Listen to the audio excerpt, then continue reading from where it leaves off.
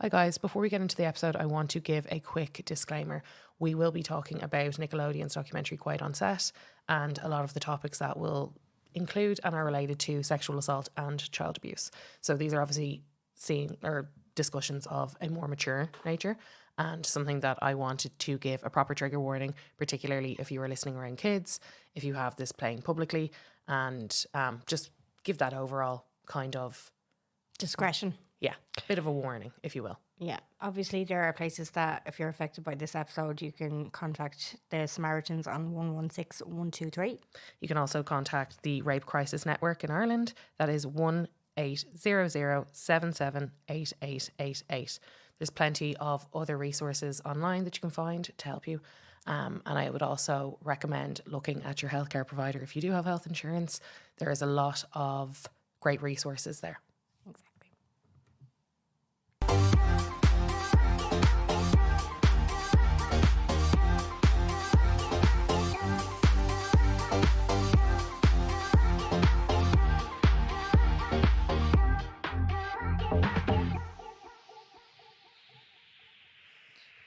Oh, very serious. Hello, hello. Hello.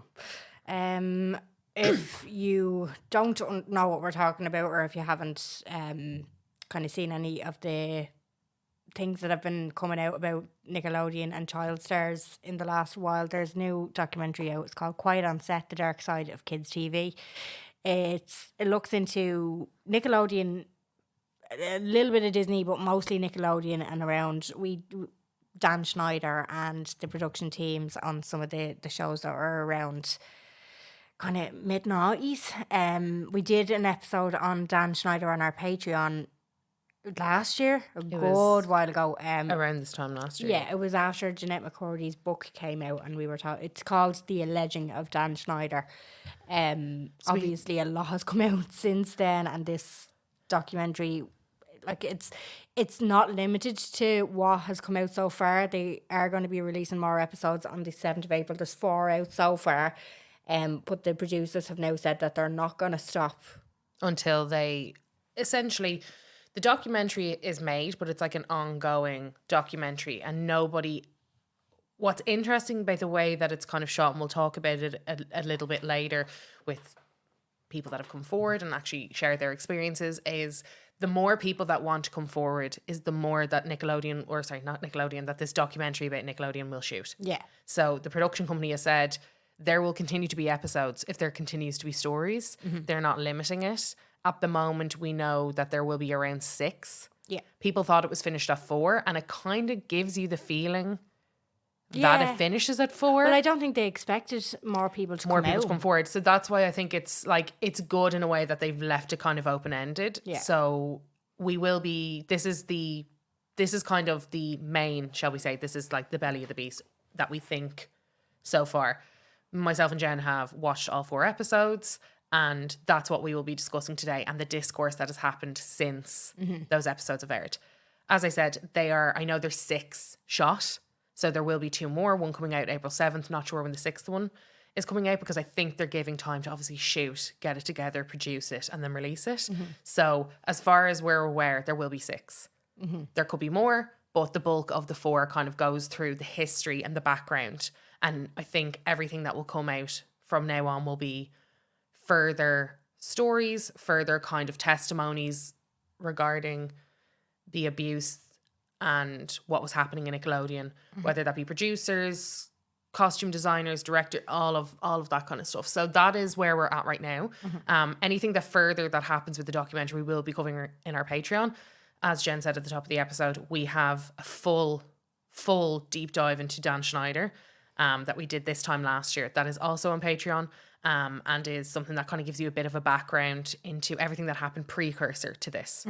But all of his blind items, we kind of cover a bit of his blind items. It's a bit lighter than what we're going to be doing today, because obviously there was we said in that episode that we imagined there'd be kind of a Me Too kind of vibe around him and it obviously has happened now, but it's a bit more lighthearted than. I wouldn't agree with you there. Really? We discuss quite.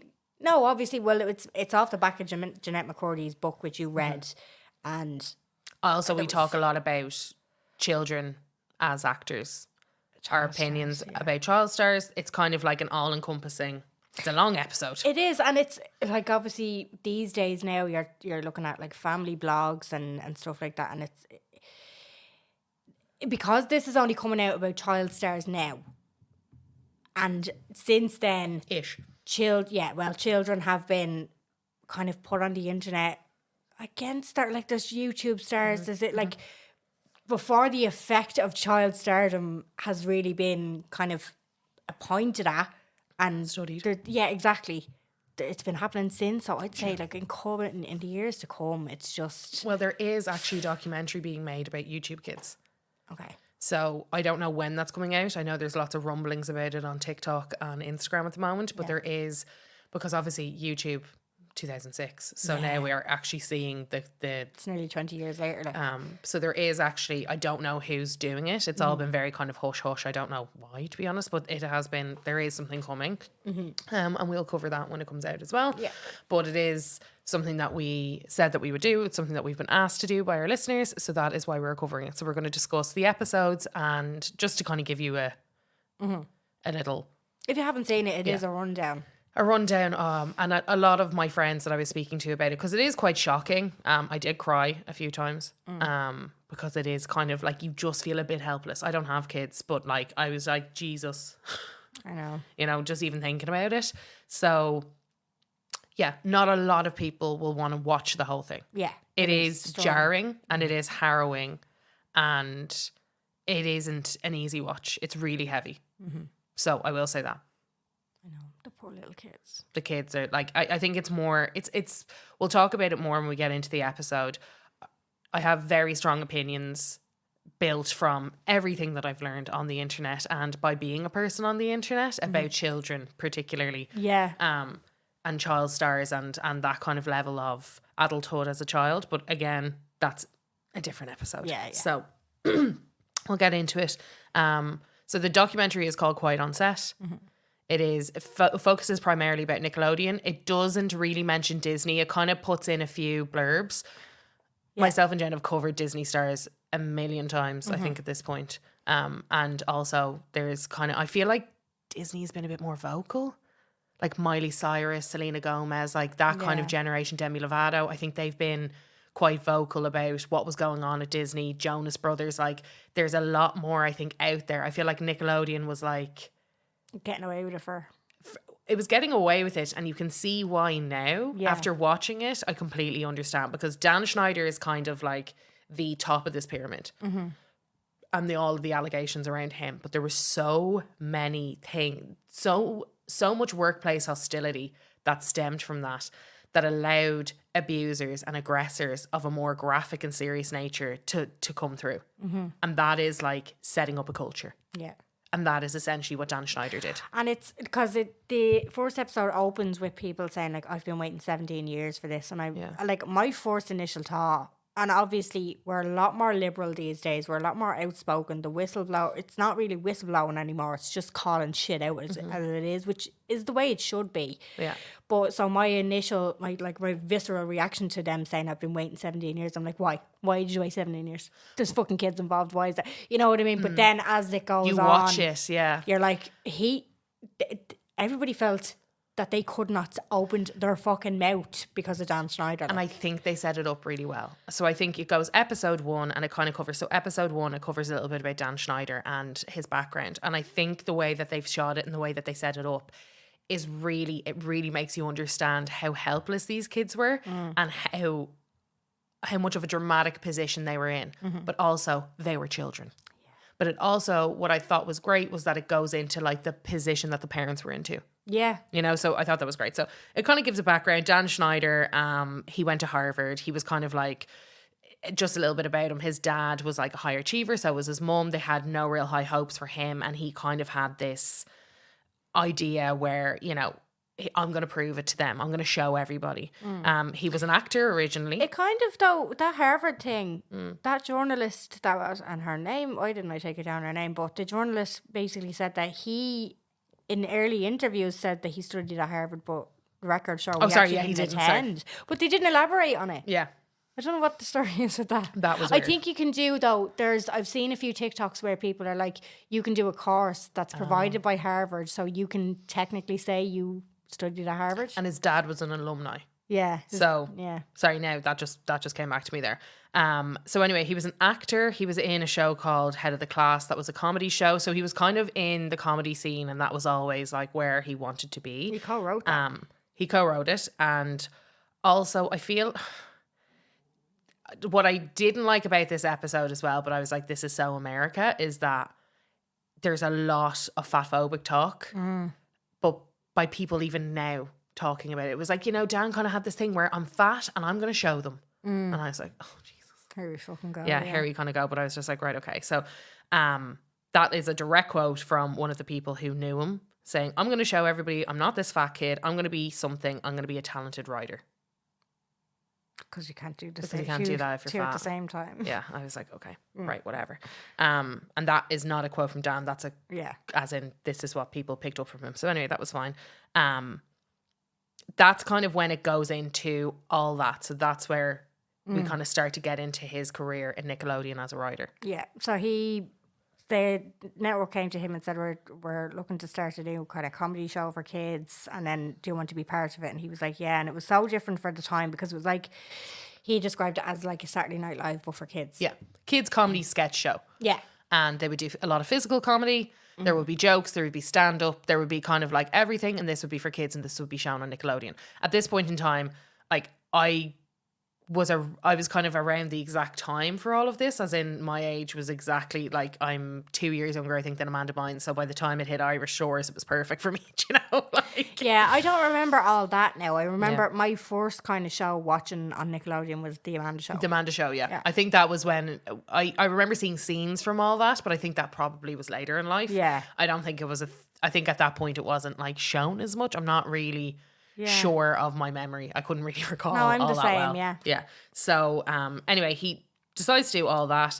And this is where you start to get into a couple of different, this is where they introduce a couple of the actors that were on the show. And you kind of get into their kind of backgrounds. And this is where it also introduces like Amanda Bynes and kind of what came from that. So what I thought was really interesting is the way that they set it up. They already say, before they even get into like the kid actors, they're like, you have to remember that these are child actors. A lot of the time they are the breadwinner for their families. And that puts an unbelievable amount of pressure on them. Brian Hearn said he was one of the, there was two, it was very typical of the time type of cast. Most of them are white, and you had the token black boy and the token black girl. Yeah. It was like, I was looking at the thing going, oh my God, this is what we were fucking brought up looking at.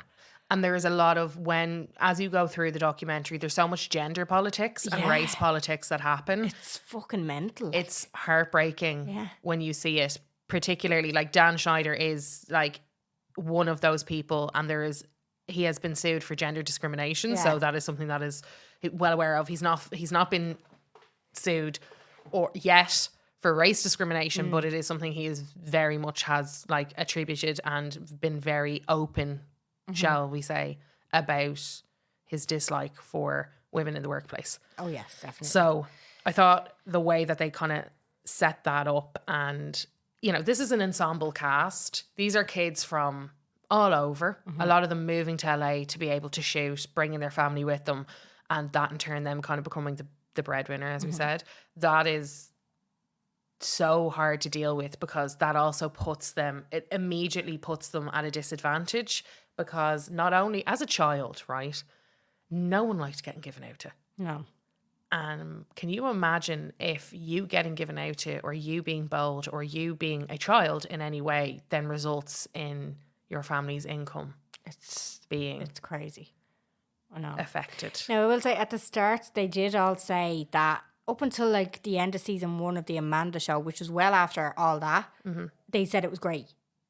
Yeah. They said the environment was brilliant. It wasn't hostile fun. in any way. It was fun. They had fun with it. They were living their best lives. Brian Hearn said that he wanted to quite literally take his family out the hood, is what he said. Yeah. He was like, I'm going to be earning all this money for my family. Like, it was a great opportunity for them, and it was good at the time. So this is where it sets up kind of a little bit of the gender politics that were going on. So there is 2 female writers, and they speak about their time in the show, Jenny and Christy, they were both taken on half a salary.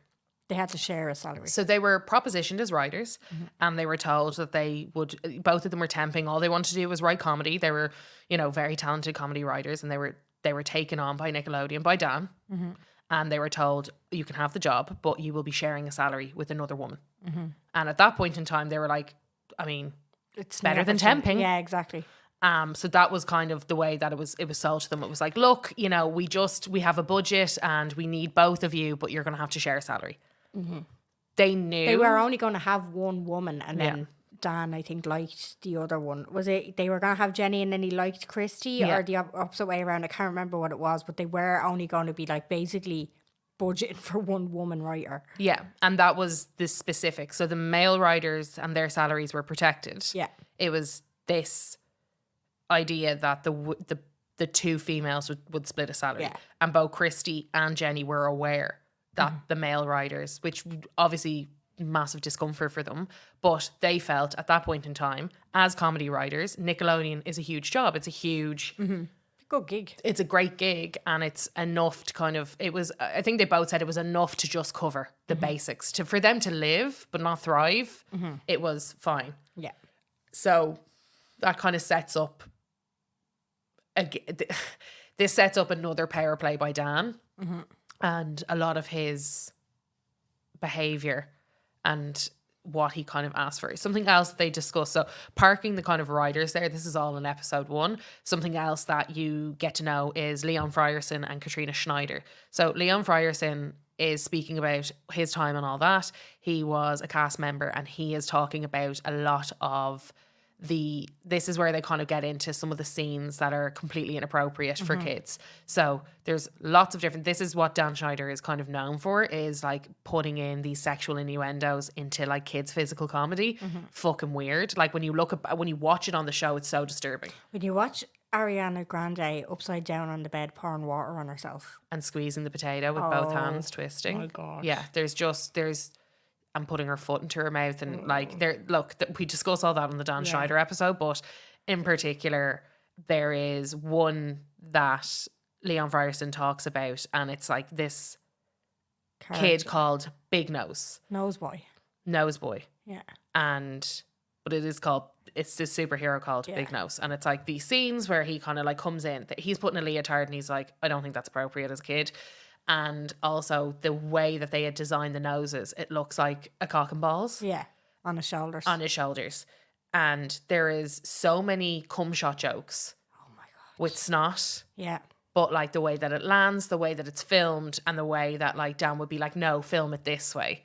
And he was like looking, and like he was like, I felt uncomfy as a kid, but I didn't really understand what that was. Yeah. And now, obviously, he was like, as an adult looking back, I can see how fucked up and how fucking weird all of that was. Yeah. And he was like, and it makes me feel, because you also have to remember, these people lived it.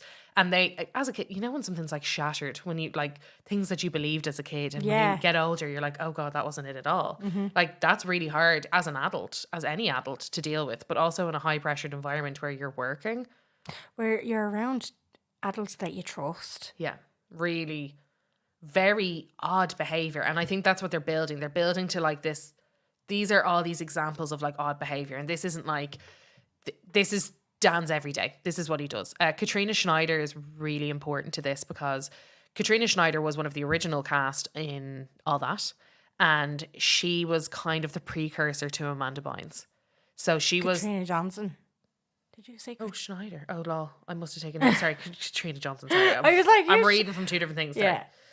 Katrina Johnson, apologies. Yeah. Katrina Johnson then is speaking about her time as a cast member, and how, as I said, she was the precursor to Amanda Bynes. So she was in all that. She was kind of like Dan's favourite. And she was like, he treated me as a favourite, and it was kind of one of those things that was spoken about quite a bit. And he had said to her, you're so good, I'm going to give you your own show.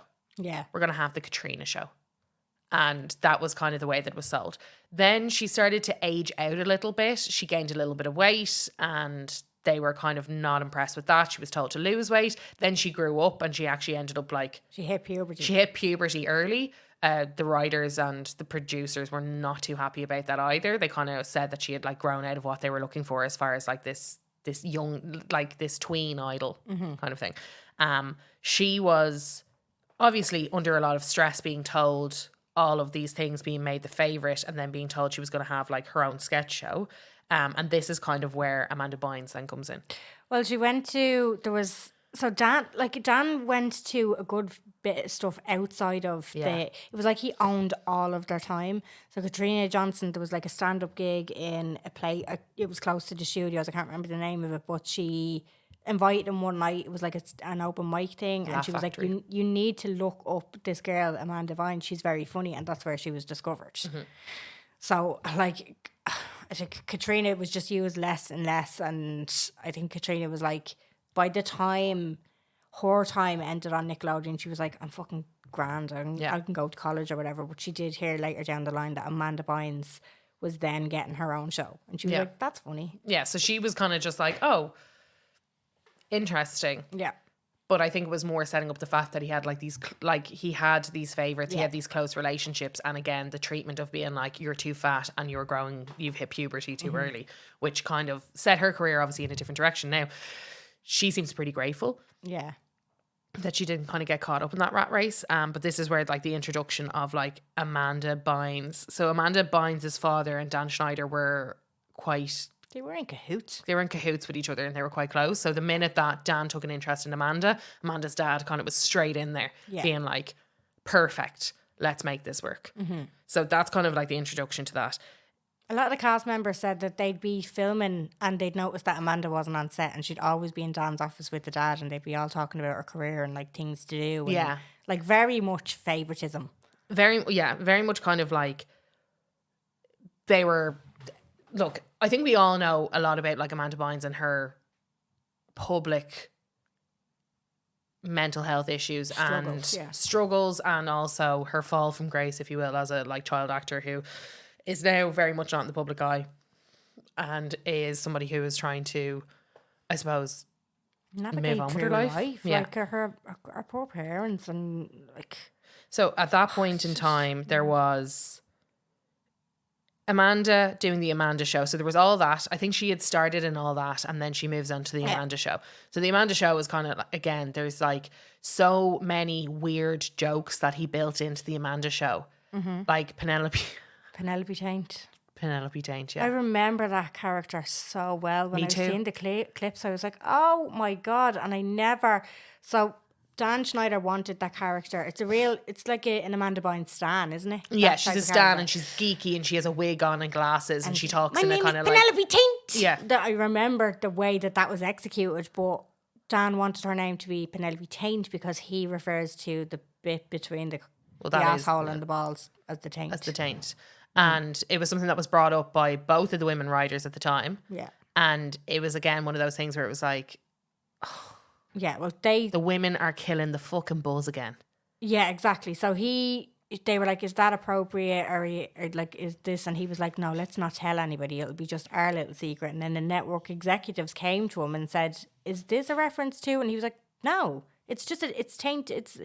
She's tainted, or like whatever it was, but it was like a dirty secret. Yeah, in the writers' room, and something that like consistently made, I think, put everybody a little bit on edge. But it was like Christy and Jenny both said there was just this air consistently of like weird sexual innuendos, particularly like, and he was running a bullshit boys club, and it was very much like there would be a ton of meetings that the women were not invited to, and it would be like they wouldn't realize that something was going on, and then they'd all come out and be like, that was a great writing session, and they'd be like, okay, grand.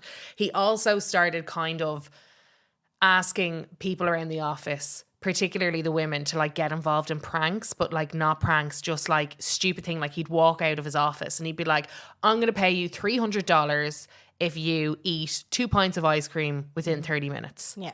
So this is something that Christy talks about. And she's like, I remember thinking, I don't have like $300 is like my rent. Yeah. $300 is like, wow. So she's like, fuck it, I'll do it. Yeah. So she did it. He doesn't like come up on the money, and then there is a point kind of later in the time, and I thought it was funny because it shows her wit, you know, that kind of way where you can imagine she's a comedian, yeah. And there's another time he offers someone like $25 to do, To kill a fly or something like that. to do something stupid. And she kind of, Like, can I add it to your tab? yeah, she kind of pipes up and goes, well, I'll add it to your tab. I think it's her who ends up doing it. And she's like, I'll add it to your tab. And he pulls her immediately into his office and is like, how fucking dare you insinuate that I don't make good on my bets? How dare you insinuate that I don't come through? Yeah. And she was like, oh, fuck.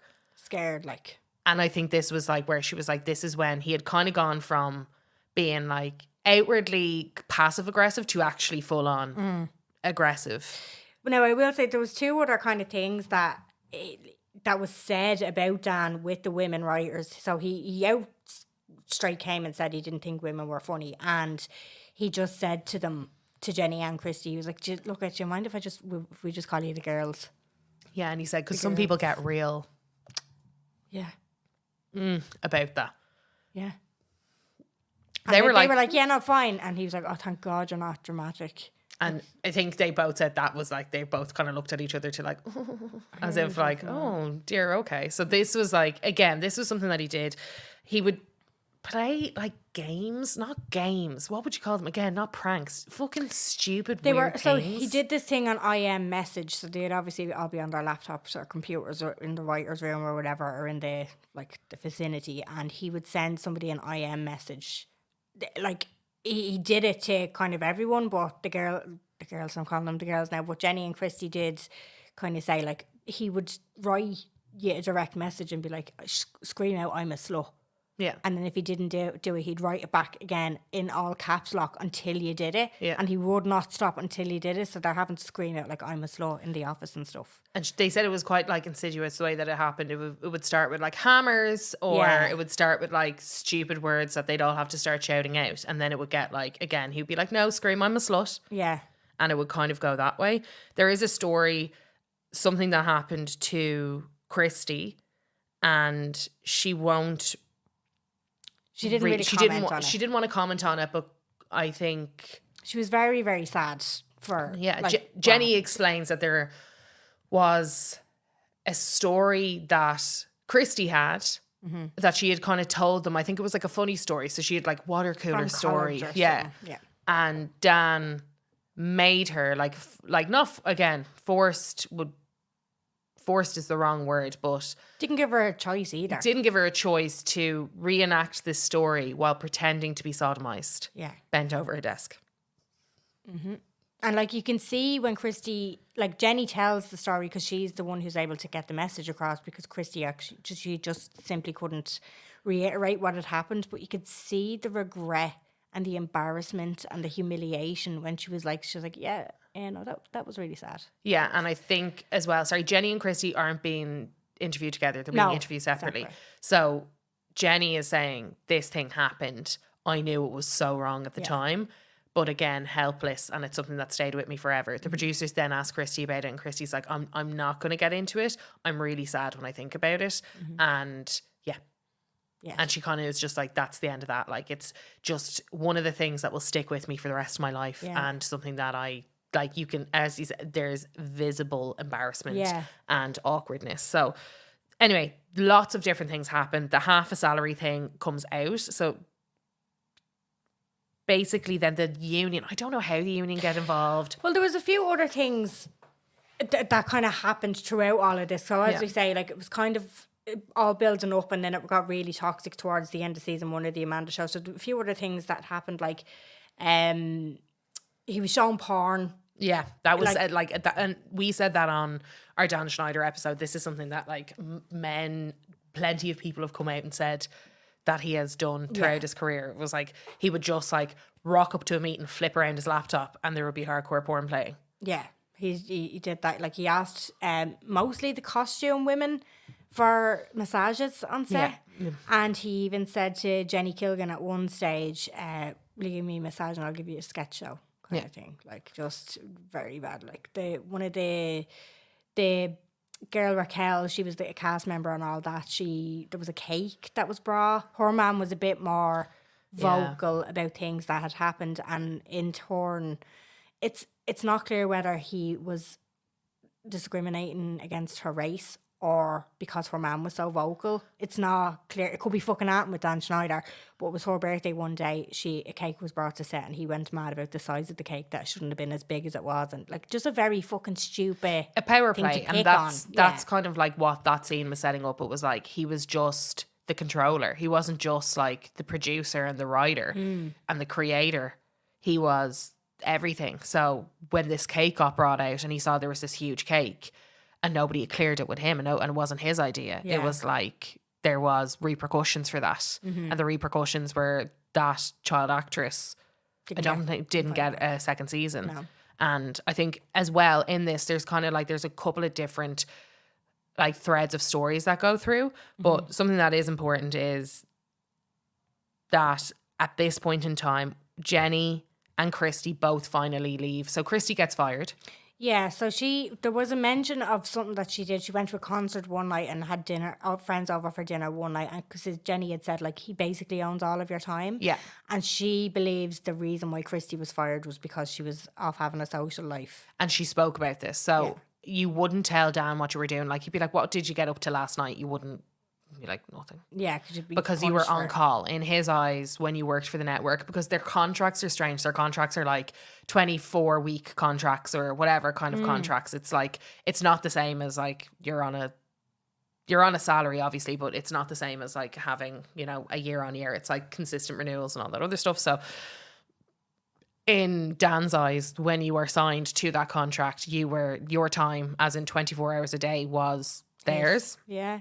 So Christy had gone to the concert, done whatever. So she was fired. That was fine.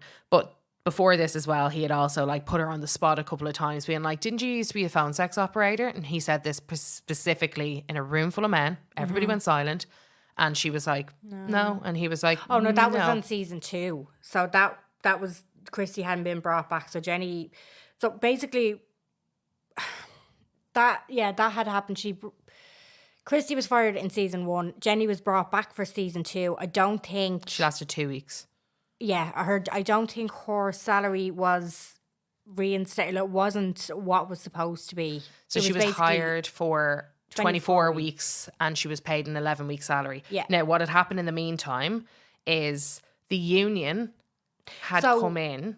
Well, no, what had happened was he also hired another male writer on full salary. So Jenny called the Writers Guild to find out about the salary, to find out that there was no such thing as a split salary thing, that wasn't allowed in whatever specific contract that she had. So I think there was an investigation launched and stuff and he threatened this is the first investigation. This is why it's important, because it's the first actual investigation put in. And he calls Jenny and is like, did you rat? Yeah. You're dead. You're never going to work in this fucking thing again. Like, so she was brought back for season 2, told to work for 27 weeks, only paid for 16 weeks it was. She was humiliated about the phone sex joke. She lasted 4 days before leaving, and he had hired the new man with the salary. So Jenny called Christy to tell her that she was suing Dan for gender discrimination. That's when the internal investigation, and it ended with a settlement. So there's obviously guilt there. But it had a big effect on her career. Well, she said, when I do this, and she did say this to Christy, she was like, we will never work again. Yeah. And Christy was like, he kind of has already decided that. Yeah. So at that point in time, they kind of made amends with that, because he had already decided that if you like, he would make sure, and he had made sure, and Jenny had spoken to a few people that like, if you were seen working with Jenny, Dan would have an issue with you, and nobody wanted an issue with Nickelodeon's Golden Boy kind of thing. So anyway, there is a settlement, which means there was enough evidence of guilt for a settlement to even happen.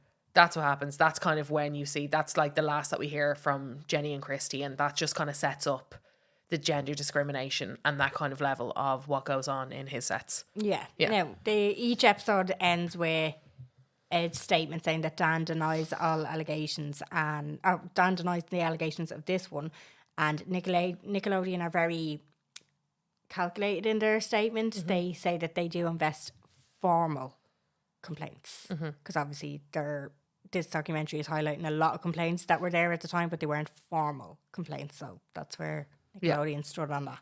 Yeah, and I think we'll talk a little bit more about the response since, but Drake Bell has come out and been like, that's just so weak. Yeah.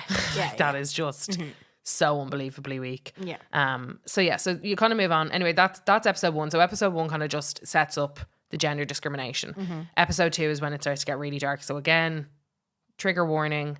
This is definitely going to talk about child SA and other forms of abuse. So So the episode opens with a girl called Brandy, her mum. Brandy's not on it, by the way. She's not now. She doesn't testify. Her mum testifies. Yeah, exactly. So it's coming from the lens of her mum. So basically, Brandy was on the Amanda Show, and we were introduced to the She's name. on all that. Was she on? Yeah, she was on all that. Was she? Yeah. I was busy taking notes. Yeah, she was on all that, and she was like, she wasn't like a big part, but again, she really wanted to be an actress. It kind of sets up this little, like, she really wanted to do this, and I think what's really important is like the parents are explaining how the kids ended up being, because like, okay, you're not a child star unless your parent Approves it, and there's a serious amount of guilt. But I think what sets up here and what's different about this is that what we know now is so different to what was happening back then in the early 2000s. So again, it is a parent's responsibility to protect and keep your child out of these situations and out of adult situations. But I do empathize with the parents, because there was a good point made, and in episode 3 is where, I don't want to say Dan starts looking good, but you can see he's definitely not as bad as he could have been, you know, like in comparison to the people who were actually physical with kids. But like, there was a good point made in where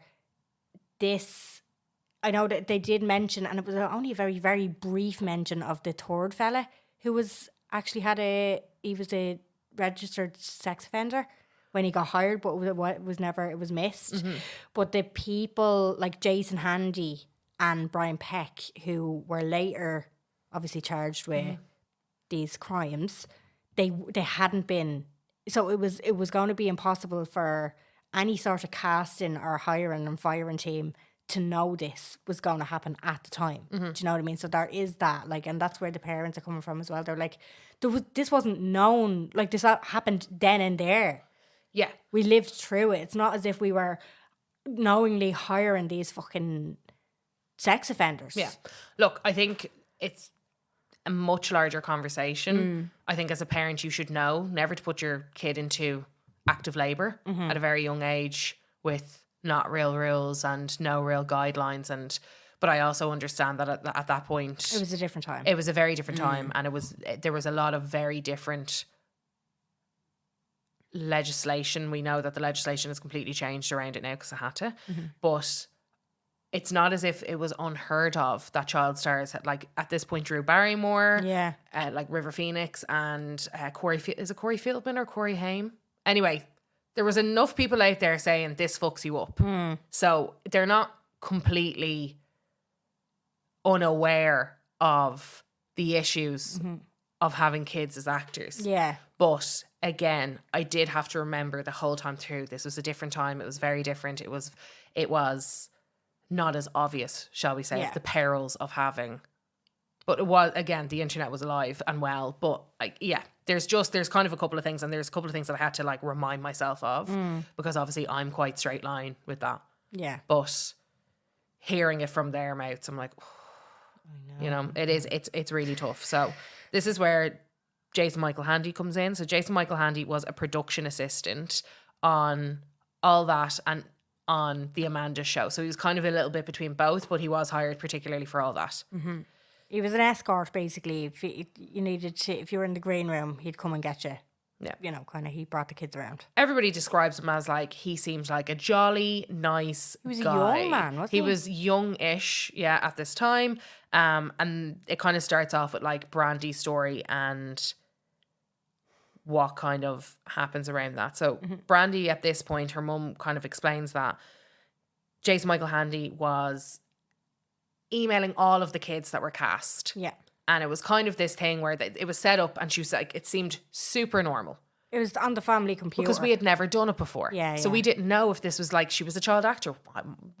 I was like, okay, this must be the way that they communicate. She was like, I checked the first couple of responses. It just seems like, hi, Brandy, will you be around tomorrow at blah, blah, blah, blah. Yeah. Now, again, I'm like, why would you be emailing a child? But I think at this point in time, the mum didn't really think anything of it. Again, Brandy hasn't spoken about it. Brandy's not on it. It's just her mother. Yeah. And that's absolutely You her would think prerogative. the correspondence would be between the mum and him.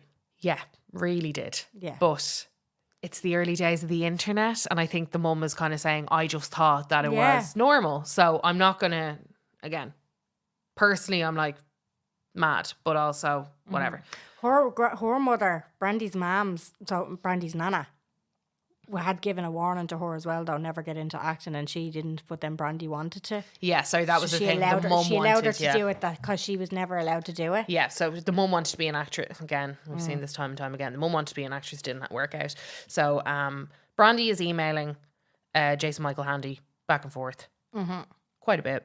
Yeah. And one day she just kind of gets up from the computer, runs into her room and shuts the door. And the mum is like, the fuck is going on here? So the mum goes in and kind of confronts Brandy and is like, what's going on? And does she admit it then? Does she tell her mum straight away? Yeah. Yeah, she does. She tells her mum straight away that Jason had sent her a photo of him fully nude, saying he was masturbating. Saying that he missed her. And saying that he was thinking of her. Yeah. And that's kind of what set it off. At this point in time, Brandy's mum is... She snatched from the business, never to return. Yeah, but her mum was like, do I go to the guards? And she kind of is going through this. She struggled with what to do. She struggled with what to do. She decides not to. Yeah. Because of the implications of Brandy's career. Yeah. So she doesn't want to, at that point again, and like, this is really top line. If you can Google parts of this if you want to see that specific interview. It's mad to me that she didn't go to the police. Yeah. But when you're watching her confessional, you can see how horrified she is at herself. Yeah, yeah. And how upset she is at herself. And again, not saying I agree or what state of mind was kind of going on there, but it is, she was kind of saying, I don't want to ruin her career. I asked Brandy said no, please don't. And they just wanted to kind of move on. Yeah. So after that happens, at some point, there is a whistle blown on Jason Handy. And that is when there is a full investigation. And she was called in then. So there's a full investigation into Jason Michael Handy in 2003. When the police raided his apartment, they found over 10,000 images of child porn. They also found Ziploc bags of young girls that he had worked with stuff. So there would be a token per girl. Yeah. Just dependent. There was various different artifacts. One of them was a young girl's knickers with her name on the Ziploc bag. With Brandy had a Ziploc bag as well, and it was letters of their correspondence. But there was plenty of these Ziploc bags. They also found his journals. In his journals, this is a direct quote. He says, I am a paedophile full blown, and I am struggling now to find a kid to rape.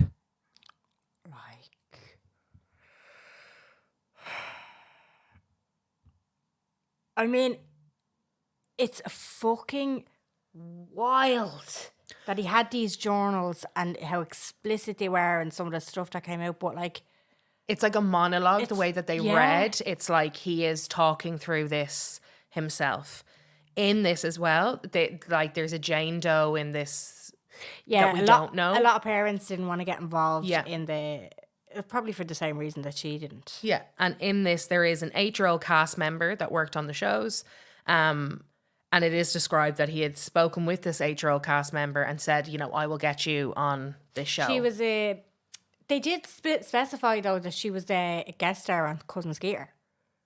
I didn't pick up that Yeah. part. Okay, so she was a guest star on Cousin Skeeter. Anyway, he had been grooming her and he had been telling her that I will get you on a show. Yeah. This is detailed in his journal and detailed in the reports that was kind of made afterwards. And this is, I think, the reason why this kind of case blew up a little bit. He had visited her house and he had played video games with her in her room and he had kissed her twice. And that is detailed in the case Yeah. against him. So this obviously leads to a full-blown investigation because he was working on the set of Nickelodeon. He goes to prison. I think he's I think he got 60 years. Good. Yeah, I know. Like, considering what happens later on. Does he get 60 years? I can't remember his full sentence. Anyway, they had so much evidence against him. He gets proper locked up and he is still in prison to this day. Good. Yeah. So that is kind of like, that's him not parked, but that is like the setting up of what is... Sorry, he got 6 years. I thought he got 60. No, 6, because I have it in my notes here. Jason Handy gets arrested for molestation. The cops were tipped off. Child porn found in his apartment. Brandy's mum was called because he had a Ziploc bag with her name on it. Contained letters. Some bags included knickers. Parents didn't want to get involved. Journals found admitting that he was a full-on paedophile and wanting to rape kids. He wrote about a 9-year-old in her bedroom, kissed and tried to coerce her, and he got 6 years. That's what I have on my notes. Okay, for some reason I have down 60. Because I was thinking 60. No, 6. Yeah, you're right, he got 6. Because I was thinking 60 compared to what Brian Peck later got. And he's Fuck registered off. as a... Yeah, but he was found with 10,000 images of... Oh yeah, I suppose they had the full confession. Anyway, he's now registered sex offender and he's relocated to North Carolina. Yeah. Which is... And I hope he doesn't have a peaceful day in his life. No. Absolutely so fucked up. Yeah, so weird. They kind of move on from Jason Handy then in the episode to Amanda Bynes. She's 16.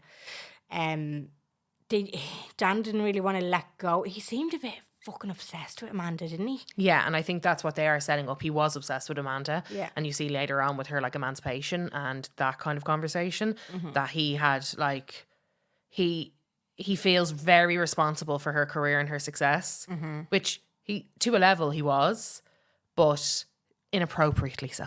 Yeah, I know. So she's around 16 and he's figuring out what the fuck he can do about it, and to keep her in his grasp or whatever. So he creates What I Like About You. What I like about you. I know, it's so of a time, isn't it? Like when I completely forgot all about it until the clip came up, I was like, oh my God. But trouble arose. People started noticing how fixated he was on her and he got pushed out of the writer's room. Dan denies that and he says that he opted out of the writer's room. Which he says about everything at this point. Yeah. But he still stays in the vicinity as a producer. So they keep him around. So at this point his behaviour had gotten outwardly hostile and outwardly aggressive, and people were really freaked out about the Jason Handy thing. So they had really seen kind of like they were taking it a bit more seriously, but they still kept him as a producer.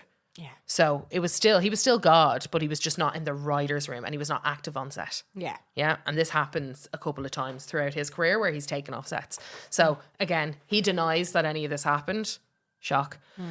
But that's kind of what happens. So Amanda turns 16. So through this, it's kind of like, it's an awkward phase. She kind of goes from, is it All That? Is this sketch show? Yeah. Yeah. All That to the Amanda Show to What I Like About You. What I Like About You is built around her being a teenager now. I do remember it. Yeah. I couldn't tell you an episode, but I'm sure there's scenes kind of like built into my brain.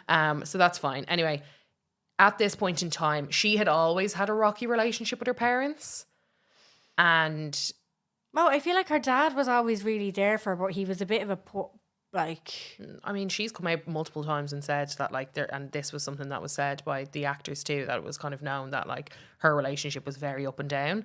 Like the dad was very controlling of her career because he was her manager. Everybody was very uncomfortable when he was on set. The dad, and that there was a lot of, I suppose, issues between her and her parents. Now she does have there's like her sister's kind of brought in as well, like a little bit, but she's not acting. But it's like Amanda versus her family.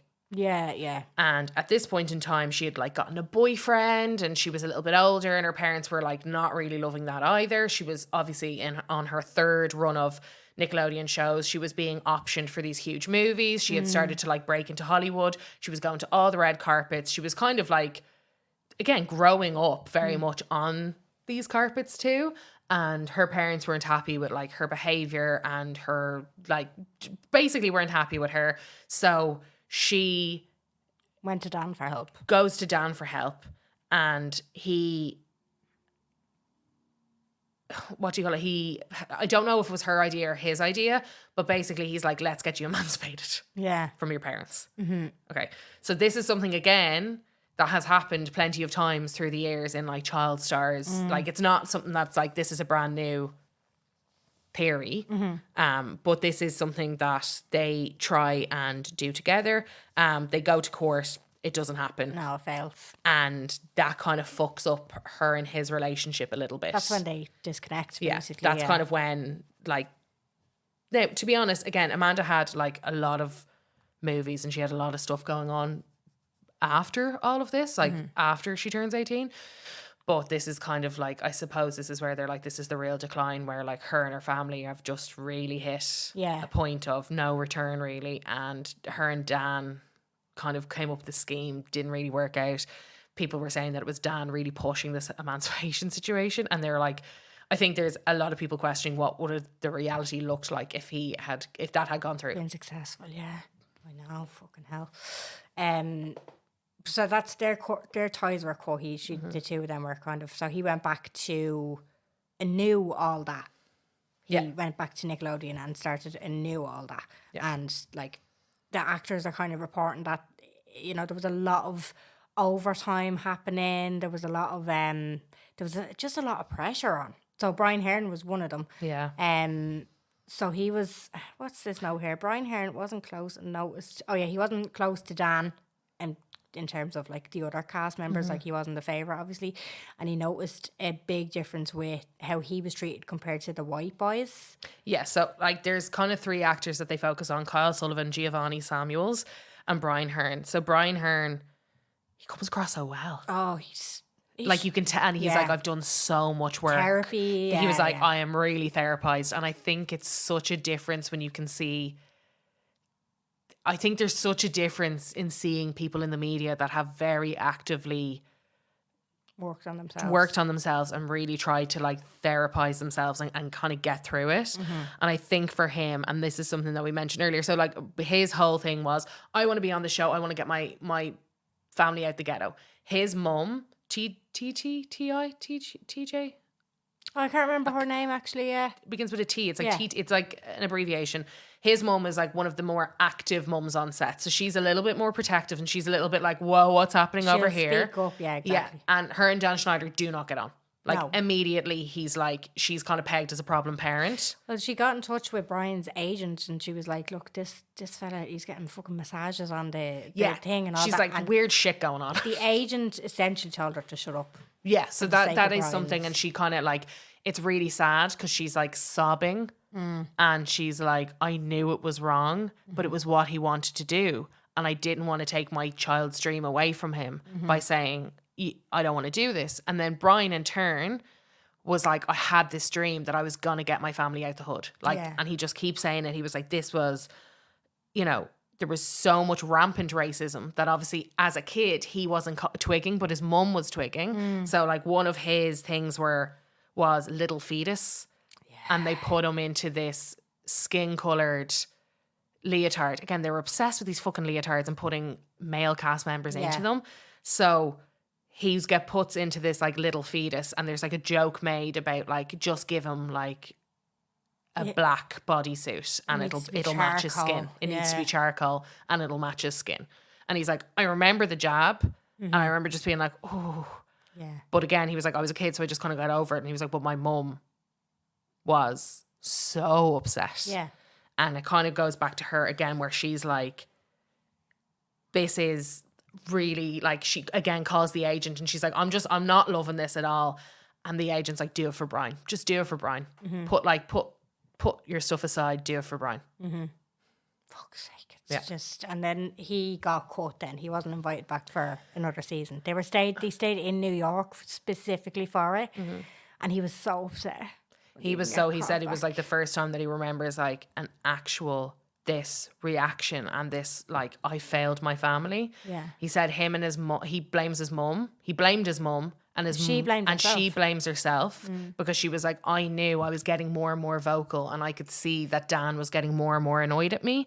So when we get called up, she wasn't shocked. She knew it was because of her. And she was like, to this day, I haven't really reconciled how much that broke his heart and how much I damaged his career. But again, it kind of goes back to, so Brian and her are being interviewed completely separately. And Brian kind of goes through and is like, He grew apart from her, didn't he? he was like, there was a lot of rocky years there, but we're now kind of back on the mending track. But I had a lot of resentment for her because I feel like she ruined my career. Yeah. I've worked through that in therapy now, and now I understand that there was more factors at play, but it was something he was like, it definitely 100% damaged my career with my family and damaged my career with my mum because I really felt like I had let them down, and in turn my mum had let me down. But in hindsight, obviously, she was just looking out for him, and it shouldn't have been the case that he was excluded for his mum speaking up on this very relevant stuff. Absolutely. But I think this is the problem you can see throughout it. Everybody was like, that's just Hollywood.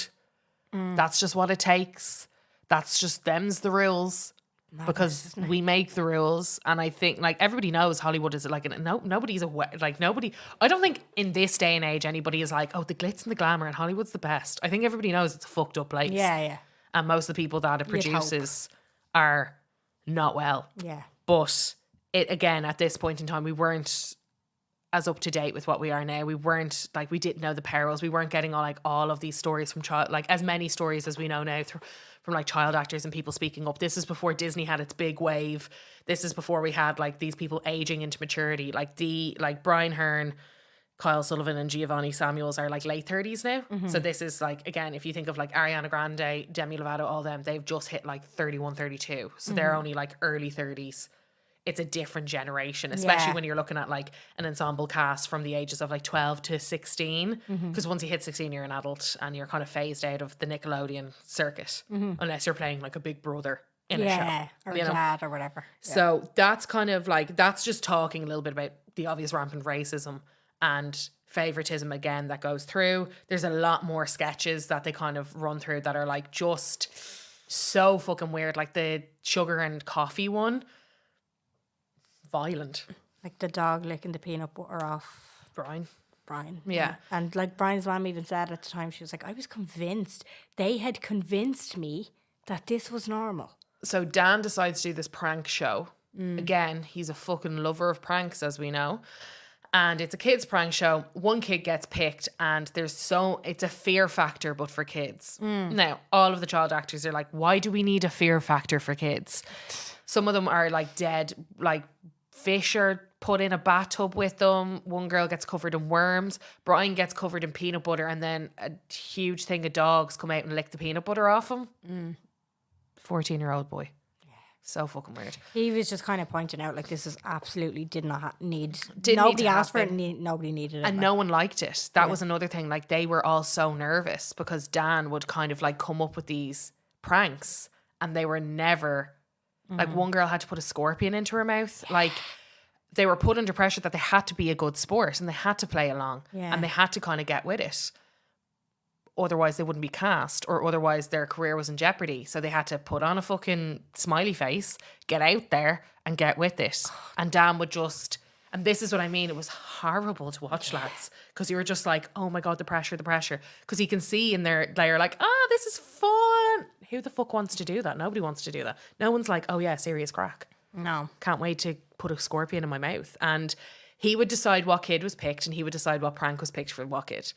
And it just varied so insanely dramatically. But if there was a way to get clothes off the kids, that was always worked in as well, which is really fucking strange. Like, I know. Getting into the bathtub, like, and even Brian, he had to wear like board shorts, and while they covered him in peanut butter, and again, they're just like, why is this necessary? Like, why is this important? Very fucking strange. So, Anyway, at this point in time, Brian Peck starts working for the network. So Brian Peck is taken on as a dialogue coach, but he's also an adult actor in the new cast of All That. So he's like, is he Pickle Man? Pickle Man, yeah. Yeah, Pickle Boy, Pickle Man, whatever. So he works with them on dialogue. Now, I was watching this with Tom and he was like, Why what the do they fuck is a need dialogue? one? I think what a dialogue coach... Dialect, I thought you said. No, I thought it was a dialogue coach because I think, again, I'm not 100% sure. I didn't really get into it because of what happens. But as far as I'm aware, a dialogue coach will help you do your reads. Do you get me? And it's like, oh no, you should say it this way. Or, you know, as in if they're acting out something. Yeah, well, I thought you'd know about it because you're actor. He did coach about. He did do Yeah. acting coaching because he fucking invited them to their gaff. Yeah. To his gaff. So there's loads of weird stuff that starts. So again, Brian Peck, there's a lot of visible stuff that he was doing, especially like he'd always find himself touching the actors. Like, did you see the clip of him and Leonardo DiCaprio? Yeah. And this is something that like everybody watching back and a lot of the parents were like, I didn't like this. Yeah. I didn't like this at all because he would be seen to be like he was always massaging Amanda's shoulders or he'd be like touching someone's arm or something. Like there was always physical contact where people were like, why is an adult touching a teenager? Yeah. There just shouldn't be any kind of There's any no of need that. yeah. So that kind of put people on edge. That was kind of like strange. What he did do though was he was like a friend to all of the cast members and everybody felt very comfortable around him. All of the kids felt comfy-ish around him to a point of like, this is an adult that I work with as a child. And he'd have these barbecues. So there is one barbecue where they all kind of like, they set the scene as to like what's going on with this guy. So they all go to Brian's house for this barbecue. He must have lived near the studios because that kind of comes up quite a bit. But anyway, they all go to this barbecue and they were like, even as kids, we found it kind of strange because he had a games room full of kids' toys. He had rooms that were dedicated to mad stuff. And in one of these rooms, there was this like clown portrait thing. And he was showing the kids like this. And he was like, guess who that is from? For fuck's sake. And it's from John Wayne Gacy. Yeah.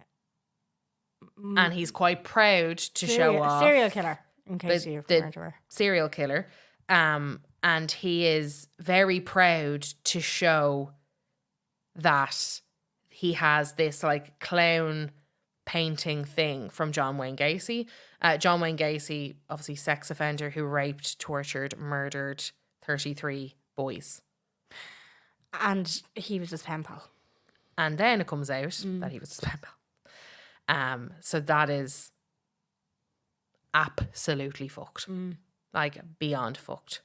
He was mad about the Hollywood paraphernalia as well. Mad about Hollywood paraphernalia, really into old Hollywood and like movies and all of that kind of stuff. So like it kind of sets up the next episode, and this is where it's like I won't finish with what we all know now, what's kind of gone on, but this is where like they finish that up and they're like, then, you know, we know all these weird things. We start to see, looking back now, we see the video him with Leonardo DiCaprio. And that was a big hook for him. He was like, I've worked with Leonardo DiCaprio. Like, I can make you a star kind of thing.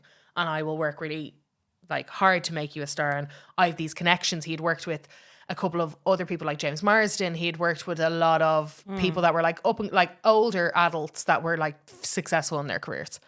And, again, as a dialogue coach, as an acting coach, I don't really, it's kind of murky as to like what his thing is. Role was. What his role is. And he was in a few episodes and just, weird. He just seems like a Hollywood person. Yeah. Like just one of those people that's kind of on set. But Anyway. we're introduced to him and then it comes out at the end of episode 2 that a few months later he was arrested. That he, like they were all the child actors were brought into a table read and the parents were asked to leave. Yeah, which is madness. Unbelievably insane when you know what the subject is. Yeah. So Dan asked the parents to leave and he just told them, look, Brian isn't going to be here anymore. He asked the cast if they had anything to say. Nobody spoke up. He'd been arrested for forcible penetration, sodomy, child porn and the use of a foreign object on somebody else. The cast had nothing to say, so Dan oral just went, copulation as well. Yeah. And Dan just went, all right, that's great. Let's move on. So and that's how episode 2 ends and is set up for the next one. but it also ends and is set up in a way that they're like, the producers are saying, and you know that was someone on your set, to the actors, and I don't really love that, to be honest. I'm like, ugh. And they're like, what? They're like, on our set we knew it was an act, we knew it was someone, but we just always thought that it was like someone, like not a blow-in, but somebody like a guest star. And they were like, on Not our a show. prominent figure. Yeah, so they were like, on our show, and you can see the shock in their face where they're like, So there's a cameraman or a director, Virgil, who was really close to Dan, but it ultimately ended up getting fired because I think he spoke out about something, and he wasn't even fired directly. It was an assistant came over and told him to leave. yeah, But he was basically told. So Drake Bell, what we're about to get into, Drake Bell's story, has never been told publicly before. So nobody knew about this. Not even the production team. So while they're being interviewed, the production team, as you say, kind of break it to them on camera. And Virgil is one of them reactions where he's just like, I don't really love that. Ours? Yeah, he's like, on our show, and you can see that, and like the actors are like, what? you're just, yeah, because it nearly feels like they're trying to catch that reaction and put a lot of guilt on them, or like, it's Yeah. you know what I mean? It doesn't feel right. I don't know. Like, I think they handle most of it really, really well, but there was like the fatphobic bits at the start, and then this that I was just like, oh, is that? Yeah. Because you can see the visible shock, because Nickelodeon's huge. Yeah. And they've just been told, because obviously There's Drake two Bell was hosts as underage, well. so he's John Doe in Yeah. the case. So no one ever knows anything. The person has never come forward and spoken about it. So it could be literally anyone from the massive time period that they're all there together, the 3-4 years that they're all probably in this world together. So it could be anyone. They don't know who it is. They just think it's fucking mad and insane. And now they're looking back and going, Brian Peck was a weirdo, actually, when I think about it. Yeah. So that's kind of the setting of the stage before we hear Drake Bell's story and before we realise that he is John Doe in that case. Yeah. So, And the court documents have always been majorly sealed. well, he never wanted to speak out about it. And like, again, it was one of those things that he made the choice, and he discusses that a lot later. But I didn't find that the most tasteful thing I've seen in my life, to be honest, when they let them know on camera. And I can understand as a production why they did it, but Yeah. I think it would have been as impactful if they were like, if I had known then what I know now. Yeah, or, exactly. you know, if they were like, stopped, told them, then, you know, that kind of way. It's like the shock. I don't think that's... Yeah, it wasn't fair. Very unaware, like. And you can see they break, not break character, but they're in a very serious interview, and you can see they're like, hold on, stop, what, our show? Yeah. They're like, what? And it's very different tone, because they're like, Yeah. what the fuck? Is there something that I missed? I do think, though, it goes to show, though, it nearly, in a way, makes them look, and not that they're complicit, but do you know what I mean? Like, that they're less complicit in it. Do you know what I mean? Like, that kind of... That shock factor? Where they didn't know? The fact that, well, I mean, I'm talking about the adults here, but the way that they were all going along with that environment, and again, at the top of the first episode, they're like, I've been waiting 17 years. It makes them look less... The fact that they hadn't got a fucking clue, it makes them less complicit in the fact that they were kind of allowing this environment to be the way that it was. Yeah. So there's an element of that. Yeah, but true. Yeah, Yeah. it wasn't really fair. And obviously they gave permission for that to be aired, but it does seem unfair to tell them on air. Like I just didn't think it was the most tasteful thing Yeah. that had happened. And I was just like, oh, that made me feel like really uncomfy, especially because we knew what was coming, because we had seen it like breaking the headlines. It was just one of those things that I was like, Yeah, I know. you know? So obviously episode 3 is basically all about Drake Bell and Drake Bell's life. And this is kind of where it gets a little bit into like, because he was one of the most iconic Nickelodeon actors.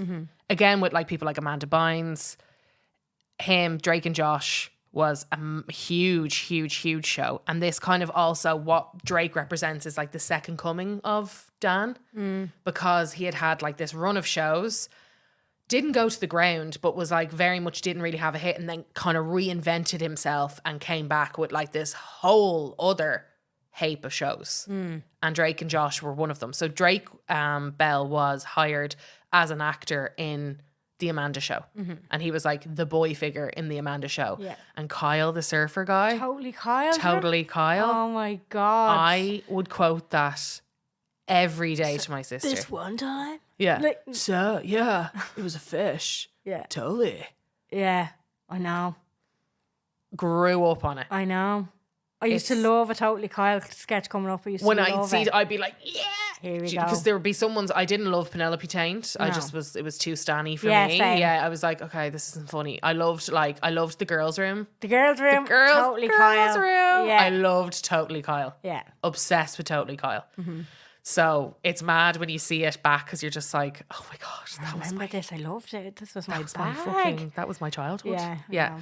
So anyway, Drake Bell, he's like a child actor, and it kind of gets a little bit like his dad. So it's him and his dad being interviewed, and again, they're not being interviewed together, they're being interviewed completely separate. The reason why his dad is being interviewed is his dad was his manager up until a certain point, and also his dad was very much like the person who supported him through his career. He was the sweetest. Oh my Sorry, God. him as a baby, I would have stole. He was I'm not talking so about fucking Drake, I'm cute. Oh talking no, about the the dad, horrible. dad. That's when I was crying. I cried with the dad. He was so fucking sweet. You could I just found tell that really hard. he worshipped the ground that Drake walks on. Yeah, yeah. It's so fucking sad. To Still see what does, happens. still does, yeah. Still does. So But supportive. Like. It's really rough on him, and knowing the story and how everything happens, and the fact that he's really not trying to place blame, and the fact that he's really trying to like, it's fucking horrific. And this is where it was like actual watching this,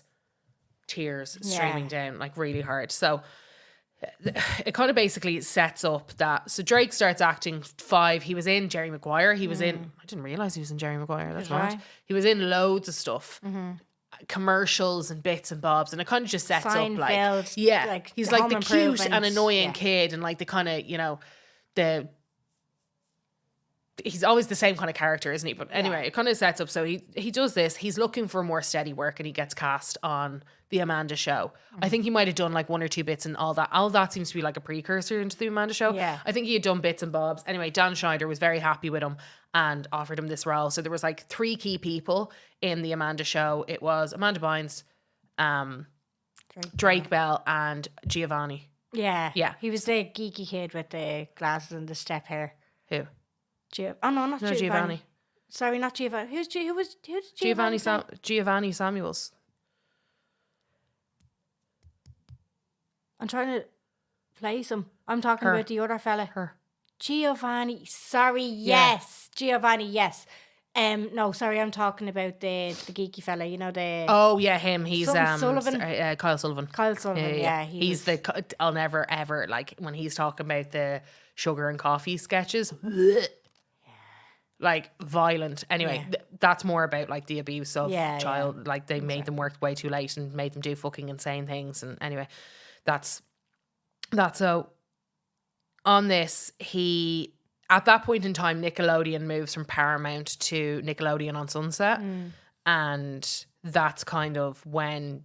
That's when Drake says that's when things really kind of change for him. So at this point, he's working on the Amanda Show, and he's also just been cast in Drake and Josh. The timelines on all these episodes are all the same timeline. So everyone's talking about their experiences, and he's talking about his experiences at the start, the way through. So at this point in time, he befriends Brian Peck on set because Brian Peck is a dialogue coach, and also because they both have like, Drake is really into old Hollywood, really into like everything to do with black and white movies and all that kind of things. But also he's really into music, and he's really like, he's in a band too. So he had kind of like on the Amanda Show, he had done like bandy things, and he had been like in some of the other sketches, he had always been like in a band, and he played guitar and he sang, and it was kind of one of those things. It was like triple threat, if you will. And that was kind of the situation there. Brian pitched himself to Drake and Drake's dad as an acting coach who could get Drake more work, and obviously this is a kid who's really hungry to be an actor. It should be said as well that Drake's parents divorced, and the reason why his dad was so involved in his career was that it was something his dad was like, what can I do with Drake, like extracurriculars, do you know, like instead of bringing him to football or whatever, he had seen one day this thing being, it was like a class or something like that, and he was just like, let's get Drake into this, and that's how it kind of started. But the two of them were really into it, Yeah, and it was their thing. It was their thing, and it was like his time with Drake was driving to auditions and Yeah. like, you But they did had a great lot of there. fun doing it. Yeah, and both of them say separately, because their relationship goes through a lot. So both of them say separately how much fun and how much they loved it, and it was really like and like Drake says, he was like, I look back, that is such a cherished time that I had with my dad. And his dad says the same. His dad's like, it was just like, it's the same. Like I remember when I was a kid, like the stuff that me and Ray would do together, it's just like, it's very specific to them, and they have fond memories of kind of that part. At this point, as I said, so Drake is a big actor. He's on a good few different productions throughout Nickelodeon. Him and Brian get really kind of close through their bond of old Hollywood. Drake seems very passive as a person. Like he seems very kind of like, this guy was really nice and he would talk to me about things that I was interested in. So of course we like started a friendship. At that point in time, his dad never liked No, he never didn't. ever liked Brian Peck, and he had said and went to production plenty of times that he was really uncomfy about Brian Peck and about how close Brian would be. He would be like, when he was talking to him, he was too close to him. When he was around him, he'd be touching his shoulders, touching his hip, touching something. And he was like, why is this man so close to my son? So that's the way he explains it. He was like, I didn't like it one fucking bit. There was things that he would do. He would find ways to be alone with Drake. He would find ways to be in Drake's dressing room The locker room and stuff. and all that other shit. He was like, it was just, I knew that he was an oddball and I didn't like it. From the get-go. From to the be get-go. fair to him, he had it in He his spotted stomach. him, like he literally spotted him. Yeah. He went to production and he told production that he was really uncomfy with Brian Peck. And production said, you want to be careful. Brian is gay and you're coming across as homophobic. Yeah, And he was like, and that was me put right back into my box. yeah. Because the one thing, like, he was like, you don't want to be going around a Nickelodeon set and everybody thinking that you're a homophobic person or parent in particular. He had said it to a few parents as well, and he said he was ostracized for saying it. Yeah. So he was kind of, and sorry, something that is important as well is that through this divorce, it was a really rough divorce. That's all I know, is that it was a really, really rough divorce. And this is important for like later in the story. But he had really struggled with it. And I think him and the mum were both just like, let's just kind of shut this off from Drake and really kind of prioritize Drake and everything that Drake wants and Drake needs, because we have one kid and this divorce has kind of ruined the two of us, basically. So that's important. He's not on good terms with the mum. Yeah. And that's really important for later. So anyway, that happens. After that, he was like, this is getting dicey. So he was actively a little bit more hostile toward Brian. And Brian very much, as any groomer would, realizes that Yeah. and tries to get Drake's dad out of the picture as quick as possible. Now, Drake's dad has said throughout the whole thing that even when Brian was inviting him to do like lessons or mentor him in his house, like he was always within He was with them. eyeshot. Yeah, he was like, When I the would go dad was his manager, he was never left with Brian on his own. on his own. And he would always make sure on set that like if Drake wandered off, his dad would go and find him. Yeah. He would leave the parents all chatting in the whatever room. He was like, I was like helicopter on him. parent. Yeah. I was on him because he was like, a set's not a great place for a kid. No. And he just had a feeling about Brian. He was just not happy. And he gets really emotional a couple of times when he's like talking about the precursor to everything. So at this point, Brian has obviously twigged this. Drake is on Drake and Josh. He gets cast into Drake and Josh. So Dan is still a big fan of Drake. He's still pushing Drake's career along. And he's like, we're going to give you a show. I found this other kid. We're going to have Drake and Josh and it's going to be your own thing and blah, blah, blah. This is the second coming of Disney. So this is, or sorry, not Disney, of Nickelodeon. So this is where like all that is kind of gone. What I Like About You is kind of finished, all that other stuff. So it's like Drake and Josh and then a ton of these other shows that are after like coming up. So Zoe 101, iCarly, Sam and Cat, like all of those, very much the second wave. I was too old for that, so I was didn't I, watch any yeah. of them. I didn't watch Drake and Josh either, but I know it was like really popular. But I remember even at that point being like, is he not too old to be? Yeah. Like as in he's aged out, because if I'm at this age, you are. You know that kind of way? Yeah. Yeah. Well, Brian, like, there was a few things that had happened. So Brian wanted to have Drake's 15th birthday party at his own house. And he convinced him, because Drake was from Orange County, it was like an hour away. Yeah. Brian got away with a lot of stuff, as in keeping Drake in his own house And then there was an incident after where the dad opened up like his cards and stuff like that. There was a lot of inappropriate cards that were sent. Yeah, from Drake- all of Brian's friends. Brian's friends, the So- adults' friends. He has this 15th birthday party. Again, as he said, they live in OC and they have to travel down to LA, which is like 2 hours in traffic, Yeah. you know? Brian, I think, lives really close to Sunset. So he has this party. Drake's like, of course I want and he was like, and when you're that age, all your friends are the people on the set. So everybody from the set comes. So this is like, again, like work, except not work. We're all having a party and it's fine. The cards get, like, his dad finds the card. He's like, what the fuck is this? And Drake didn't even know he had them. Like they hadn't been opened. Like, so he had it was still very innocent on Drake's, not that Drake isn't innocent, but like he still hadn't been very much impacted by this yet. This is all the build up to it. Drake, in between filming as well, was it with his band and touring around. Yeah. Brian, if it was local, Dan would come. Like, Dan did go to extracurricular things with the cast members. Like, And he says that, and like, stuff. a good few cast members would just kind of drop in. Oh, you're playing in Hollywood, I'll go. Yeah, exactly. Like his colleagues, but Brian, he really integrated himself in his personal life. Dan, like, not so much he would if it was local or whatever, but Brian drove for miles to follow him around on tour with every his show friends, with his friends, which is fucking so weird. So weird. Drake is quite a big star at this point. Like, as far as like a child star goes, he is like he's a staple on like the Kids' Choice Awards. He's like a big, what would you call it? He's like Nickelodeon's golden boy, I Yeah. suppose. One of them anyway. Yeah. Him and Josh. And obviously his band is quite popular. I never heard any of the music, but I do remember him having a music career. Yeah. So I'm like, it was big enough for me to be aware of it, you know, that kind of way. Or people over here to be aware of it, kind of thing. So anyway, Brian starts putting pressure on Drake to get rid of his dad as his manager. Yeah. Because he's like, him and his dad start kind of having arguments. His dad is really like not happy with this Brian situation. And Drake's like, he's only ever tried to help me. And that's kind of the narrative that they have. Yeah. It doesn't really say how it all comes to a head, but it comes to a head when Drake decides that he doesn't want his dad to be his manager anymore. Yeah, well, Brian is naysaying his dad and telling him that nobody on set likes the dad and really coercing him into... Oh, absolutely manipulated, saying that he wasn't getting opportunities because the dad was there and everybody was too afraid of the dad and what the dad would have to say. And Brian is very much in his ear and he's built this relationship with Drake. And also because the dad wasn't liked by the producers for speaking up, wasn't liked by the parents for speaking up, it was a very easy and true...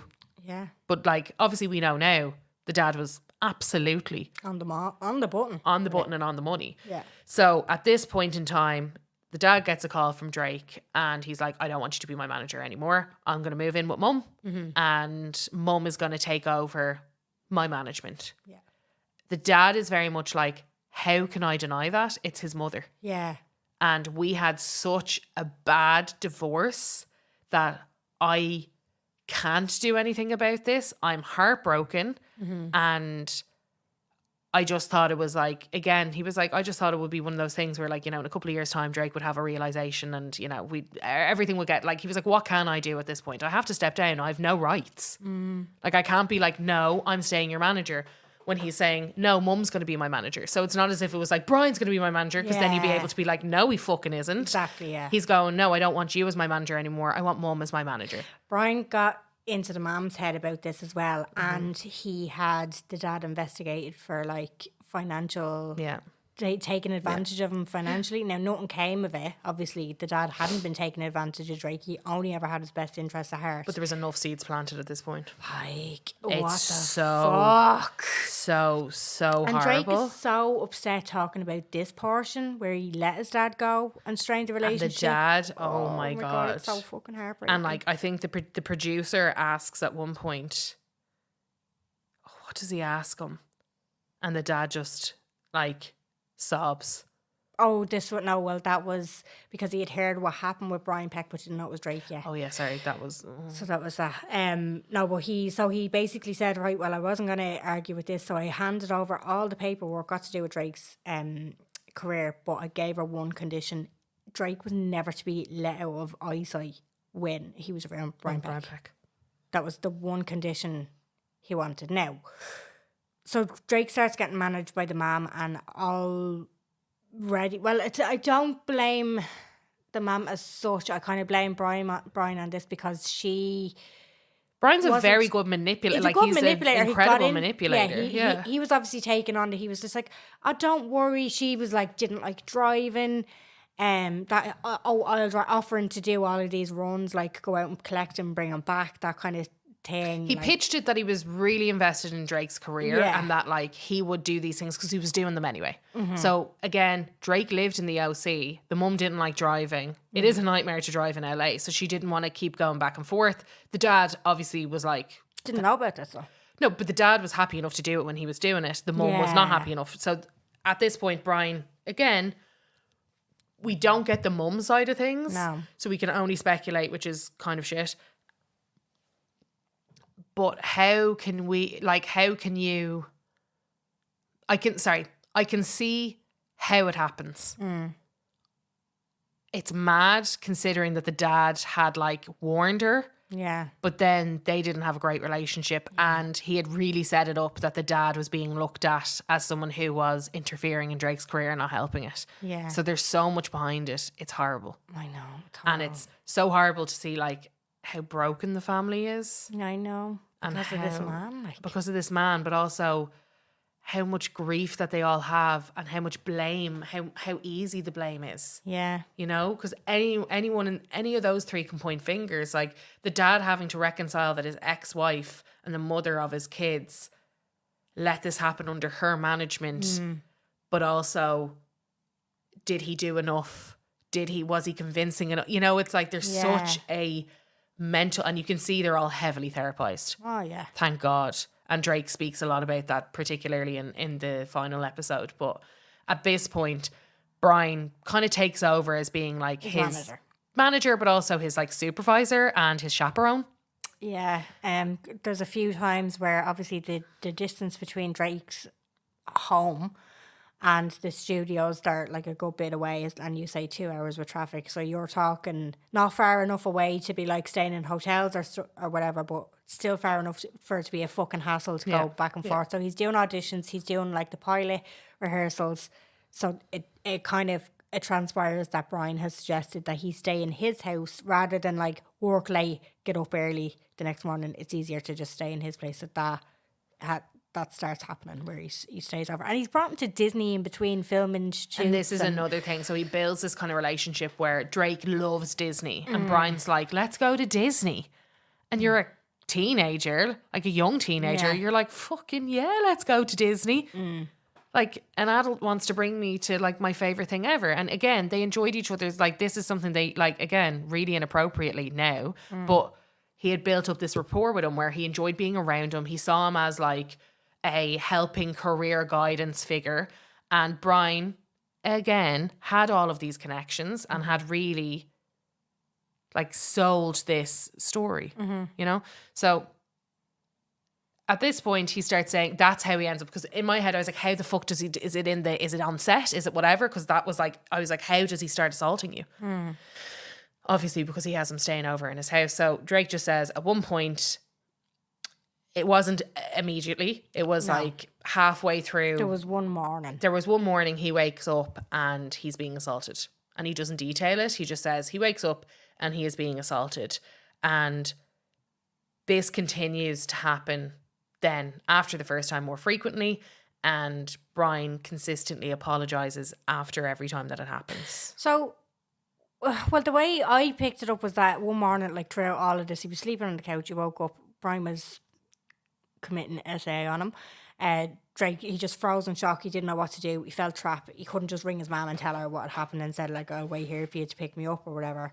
So it just became this secret. Brian did apologise to him and say like, I said like, it'll never happen again. I don't know what came over me, that kind of thing. And he said he decided to make it a secret. So I don't know if between the first time and then when it started getting really serious, there was like a bit of a gap because that's the way I picked it up, is that he did it once and then he left it for a while and then it started happening again and more forcefully, because he kept it a secret and he didn't want to not stay in his house in order to raise suspicion and stuff like that. He wanted to be as normal as possible. He felt very trapped in the whole cycle because he was like, I couldn't just call my mum. All this shit had after happening with my dad and my mum, but also Brian had manipulated this whole situation to be perfect so that he was isolated from his family.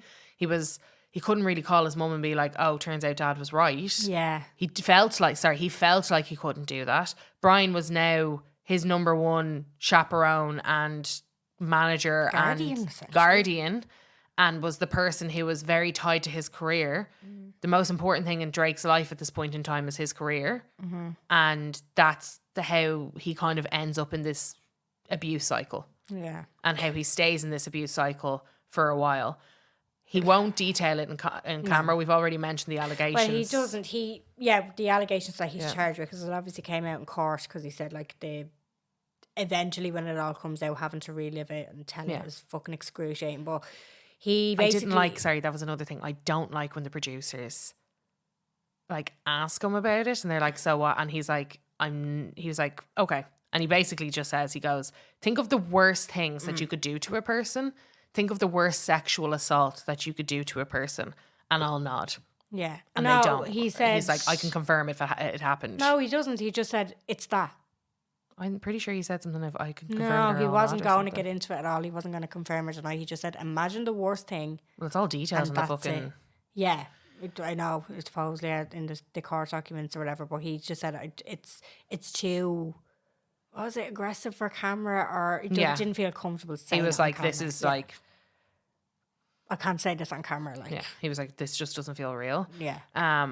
At this point in time, so anyway, that's happening. There is a cycle of abuse happening for quite some time. It gets worse and worse and worse. It gets worse and it progresses and progresses, and all of that is detailed quite graphically in the court case. Because as we know, he does get to go to court, and this does get brought to court. How it all kind of blows up is he starts dating a girl. And at this point in time, his girlfriend's mom kind of feels like there's something off. Fair fucking play. She is the hero in this story. Yeah.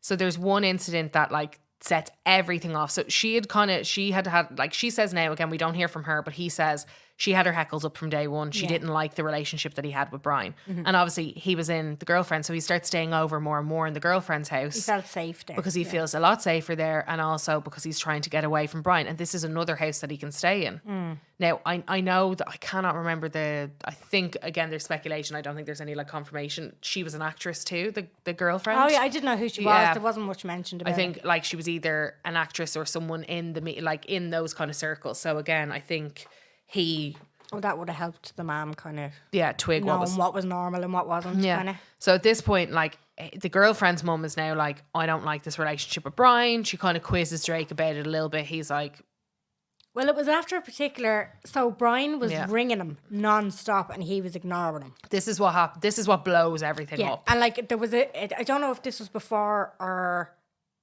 after it kind of.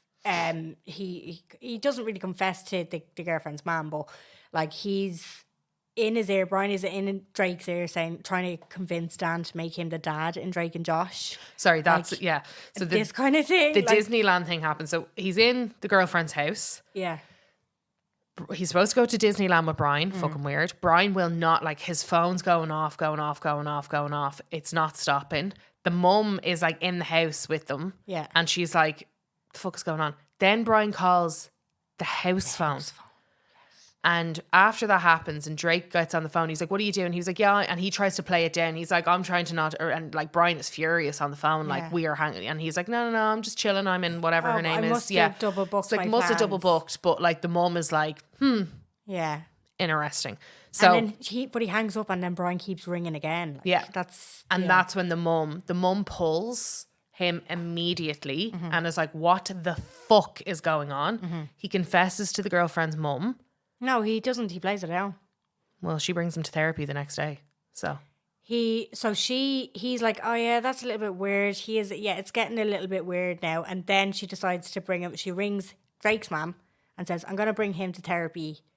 And he couldn't say anything in therapy. It's actually one day on set he rings his own mum and just blurts it all out. I thought he told her something. No, I think I when thought he he had when said he got like it was to getting therapy, inappropriate or something, and she was like, right, let's go to therapy, and then it was like, because He she was- can't be like, I'm calling the guard, you know? he said it's getting really weird. And then I think he realised when he was in therapy that the whole situation had been manipulated. He really got down to thinking what Brian had done and the effects that he had had on his mum, his dad, his whole career, trying to manipulate, trying to get in, like get through Jake to get your man to make him the dad and Drake and Josh stuff like it all So kind the down Drake and Josh is the thing that makes him tell his mum. Yes, you're Yeah. right. Yeah. But anyway, there was a couple of like little fair fucks to that girlfriend's mum. oh my god, I was like, this fucking hero. Like, especially being like immediately, he's going to Yeah. therapy tomorrow. Yeah. Like that is fair fucks to you. Yeah. Yeah. So he was afraid to say anything about like Brian or anything like that to anybody initially because like he was integrated into every aspect of Nickelodeon and he didn't want to jeopardize his career. Then like your man, he tried to convince Drake to convince Dan to let him on. Like, who fucking does that through a child? Like, I mean, not to mention he had already done a fucking hell of a lot of shit that he shouldn't have done on a child. So that was like tiny in comparison, but just goes to show just this fucking weirdo around him all the time. So that's what set him off. And he rang his mum. He says, I don't know where it came from. I just snapped and I rang my mum and I told her everything. So the police come over. The whole investigation is launched. He gets a full confession out of Brian on the phone.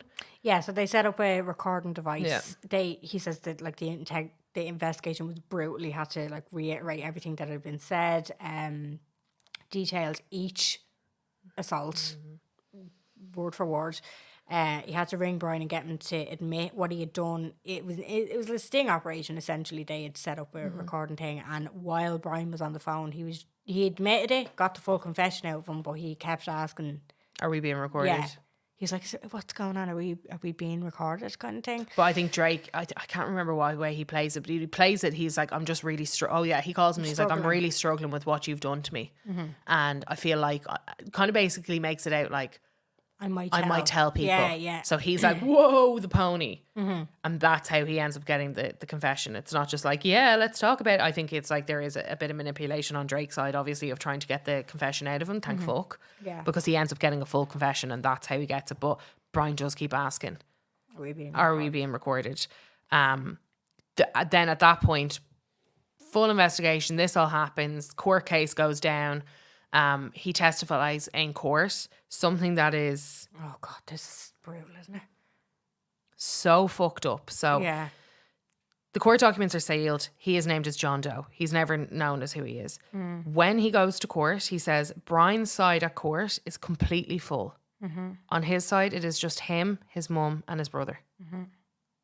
Yeah. And he says he remembers looking over at all of the support that this man had and being like, what the fuck?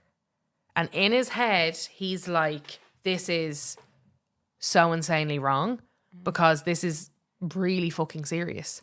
Yeah. So in between that, before the court, because there was quite a bit of time between the arrest and the actual court day, Dan rings Josh. He obviously had a suspicion, and he just said, Was it you? Was it you? And Josh, like he obviously, this is where Dan starts to look a bit better in his own persona. He said, I trusted him, didn't blame Dan whatsoever. He had nothing to do with the way that Brian conducted himself. I trusted Dan. I just said, yeah. Dan never said a fucking word. He said, right, okay, are you all right? That kind of thing. See, I don't think that makes him look good at all. Imagine just being like, was it you? Are you all right? Cool. Yeah, it's the way that Drake speaks about him. That he supported him kind of thing. Do you know, and that he was devastated. Like, obviously, we're getting a quick rundown of what happened. We're not getting the intricate details, but I feel like Drake makes him look a little bit better. Now, obviously, the last episode, again, he's gone fucking back down in the ranks, but he kind of makes him look a little bit better. In comparison to Brian, at least, right? So, and then in the meantime, he also rang his dad and he said, did we get him? Did you see we got him? And his dad still didn't know it was Drake that was involved at this stage. And then Drake immediately copped when he rang his dad and said, it was kind of a nod to, you were right about Brian. And he was like, oh, that's brilliant. That's great. Well, thankfully that happened before you got affected. And it was at that point Drake was like, oh God, he's so happy it's not me. I'm not going to tell him. And the dad is Yeah. sobbing. So the dad doesn't know at this point after the arrest that it's Drake. So it doesn't say when it came out. I'd imagine it's through the court. Said like the dad wasn't in the court, but I'd imagine that's when he kind of got told. They don't actually tell the story of when they told the dad And I think that it was Drake. I think his dad's reaction to being like, at least he didn't get you, is some of the reason why Drake didn't have him at the court and didn't kind of bring him, because he was like, oh Jesus, that's kind of like, how am I now supposed to break this news to you? Yeah, I know. It's Horrible. fucking heartbreaking. But then, as you say, the court comes up and Brian's side, for some fucking reason, has a load of people in it from the industry, and nobody's name is mentioned. So he gets 41 letters of support to the judge. Yeah. Because he pleads no contest to only 2 counts out of all of the counts against him. So that's all that they take into account. He gets 16 months. Yeah. And Drake turns around and says to all of the adults there, how dare you? How dare you? Yeah. Like, how dare you? Some of the people that were in the letters of support was James Marsden, Taran Killam, Alan Thicke, Robin Thicke's dad, Thomas DeSanto, Ryder Strong, Ryan Friedel. A lot of these people have now came out to say that they were sold a very different story. Someone, Joanna Kearns, wrote that he was around temptation. Yeah. But she has now since taken it back and been like, oh, I'm so sorry, I shouldn't have said those things, blah, blah, blah. Well, she said, I wrote my letter based off misinformation. If I knew what I knew now, I would not have wrote the letter. Yeah, like, and most people have kind of said that too. Yeah. So that is kind of... So, like, nobody really knew what... And then it wasn't known whether the people who wrote the letters were actually in the court as well. Yeah. So nobody who wrote the letters knew of the extent of what he was being charged with. So he asked them for basically a reference before any of this even came out, the charges. Yeah. So, and like the court documents are sealed and stuff, so he was probably going to get away with it. I don't know how they eventually found out what he had. Well, he was fucking sentenced. So like that's obviously how it came out. That's kind of where Drake's overall story kind of finishes, because over in Nickelodeon, Azil Channel starts working for Nickelodeon, who is another child sex offender. He brings a child to the lot and assaults it on the Nickelodeon lot. Yeah. At this point, Nickelodeon are like, fuck, there's been 3 now. this is 3. So they now bring in background checks. Yeah. Because they hadn't had background checks before, which is something that we talk about again in detail in the Dan Schneider episode about child workers' rights and all that other kind of stuff. So at this point, Nickelodeon are like, they didn't background check the freelancers. It was missed because he had previous convictions. Yeah. Like, yeah. And also brings a child to the lot. Like, it's just fucking mental. At the end of this episode, which is where Drake's story he's like integrated into the last episode, but this is his main one. It ends on the interviewer saying like, so he got sent down kind of thing, and he was like, I hoped he'd get sent down, but that's absolutely not what happened. So it kind of leads you into the last episode where we like it tells you like he's gotten his 16 months, and his other hope was that he'd never work with children again, and he went to Disney. Yeah. Like Brian Peck went to fucking Disney. Madness. Now, it doesn't say where Brian Peck ended up. It just says that he had worked with the Carells previously, and they were the ones working on the Disney Channel. He went to work on The Sweet Life of Zach and Cody, and the Corrells, it was a statement that they had released saying that they basically denied having any part in hiring Yeah. him. Yeah. But it doesn't say where he is. It says he hasn't worked in the entertainment industry since 2019. Still, like, that was 2004. He was sentenced. I know. It's like the fact that he went on to work on The Sweet Life of... Is it Zach and Cody? Zach and Cody, I think, yeah. Jack and Cody, Yeah, Zach and I know. Cody is absolutely fucking insane. And obviously we know that Cole and Dylan Sprouse are very much like grown up and now in the industry, and they've talked a lot about like the mad shit that happened to them as child actors. Yeah. Anyway, I know. just so flagrant and so no fucks given. There's Yeah. plenty of fucking other dialogue coaches out there / actors / whatevers. What are you? I know. And so the Corrells obviously had known about the... But that's all public knowledge. Charges. Like, this is I public know. fucking knowledge. Yeah, but he had said, look, that's been resolved. That's basically what it was. Yeah, sorry, that been was resolved. it. It's been resolved. He was questioned and it said, that's all been resolved. And they said, perfect. When do you want to sign? When do you want to get involved with the kids? Sign on the line there. Yeah. Which is, Crazy. again, fucking Yeah. stupid. So these are people that all worked under Dan. Yeah. And it's important. I suppose it's important in the way that it kind of builds it up is Dan has written a lot of sketches sexualizing these kids and sexualizing the content and the scenes that they're doing. So when you break that little barrier, it can have, again, it's not Dan's fault that these people came in and groomed and assaulted kids, but it creates an environment where like this stuff is not being promoted, but it's being recorded and it's being created as entertainment. So there's a lot of muddy waters consistently. It also, the hostile environment that he set up for the parents. There's so many different things. So I think there was a lot of confusion as to like, how does this have anything to do with Dan? Dan had nothing to do with the sexual assaults. Dan had nothing to do with the harassment. No, but he had a lot of other shit that went down against him. And his behaviour, as we see now moving into this next episode, is not appropriate toward any of the actors. Never has been appropriate toward any of the actors. But he's just never gotten The rap for it. And like he caught, shall we say, Yeah. or has never had that level of allegation yet. And he didn't make it very easy for parents to speak up when they weren't happy either. And that's what I mean. It's like when you create this culture, of course things are going to start to slip through the cracks. Yeah, of course. Because you yourself don't prioritise these kids and these kids' safeties. Yeah. So, and you actively go against it actually. Because Yeah. you want to be able to have the power and you want to be able to have the control. And that's all this is ever about with Dan, is having power and control. The fucking birthday cake. The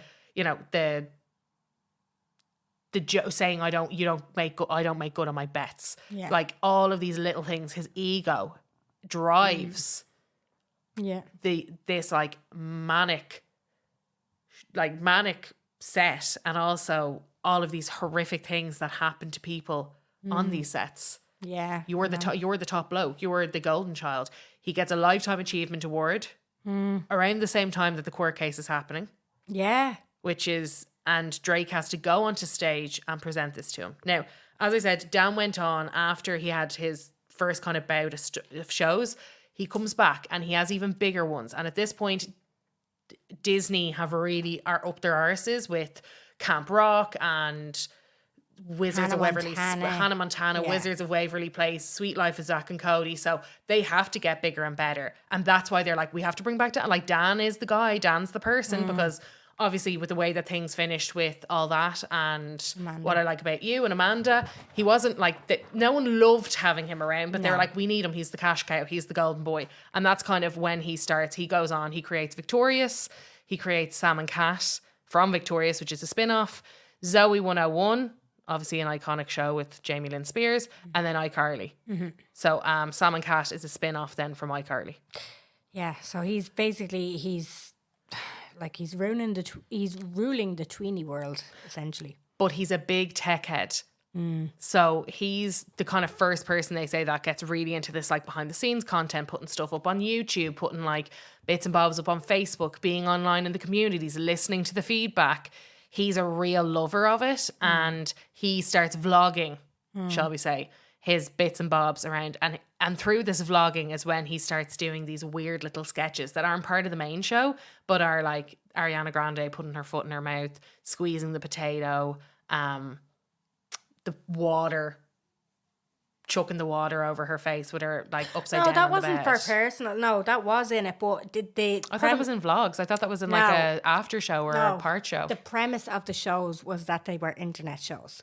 So iCarly was, it was of the time because YouTube had just gotten big, and so it was the two actresses were like, the plot line was they are doing this for YouTube. We're just seeing it as a show. So we're seeing the YouTube output and we're seeing the behind the scenes of their lives kind of thing. It was like a mishmash. So even though like the Ariana Grande stuff, like she is doing it to camera, but it's what the character is doing to camera for YouTube kind of thing.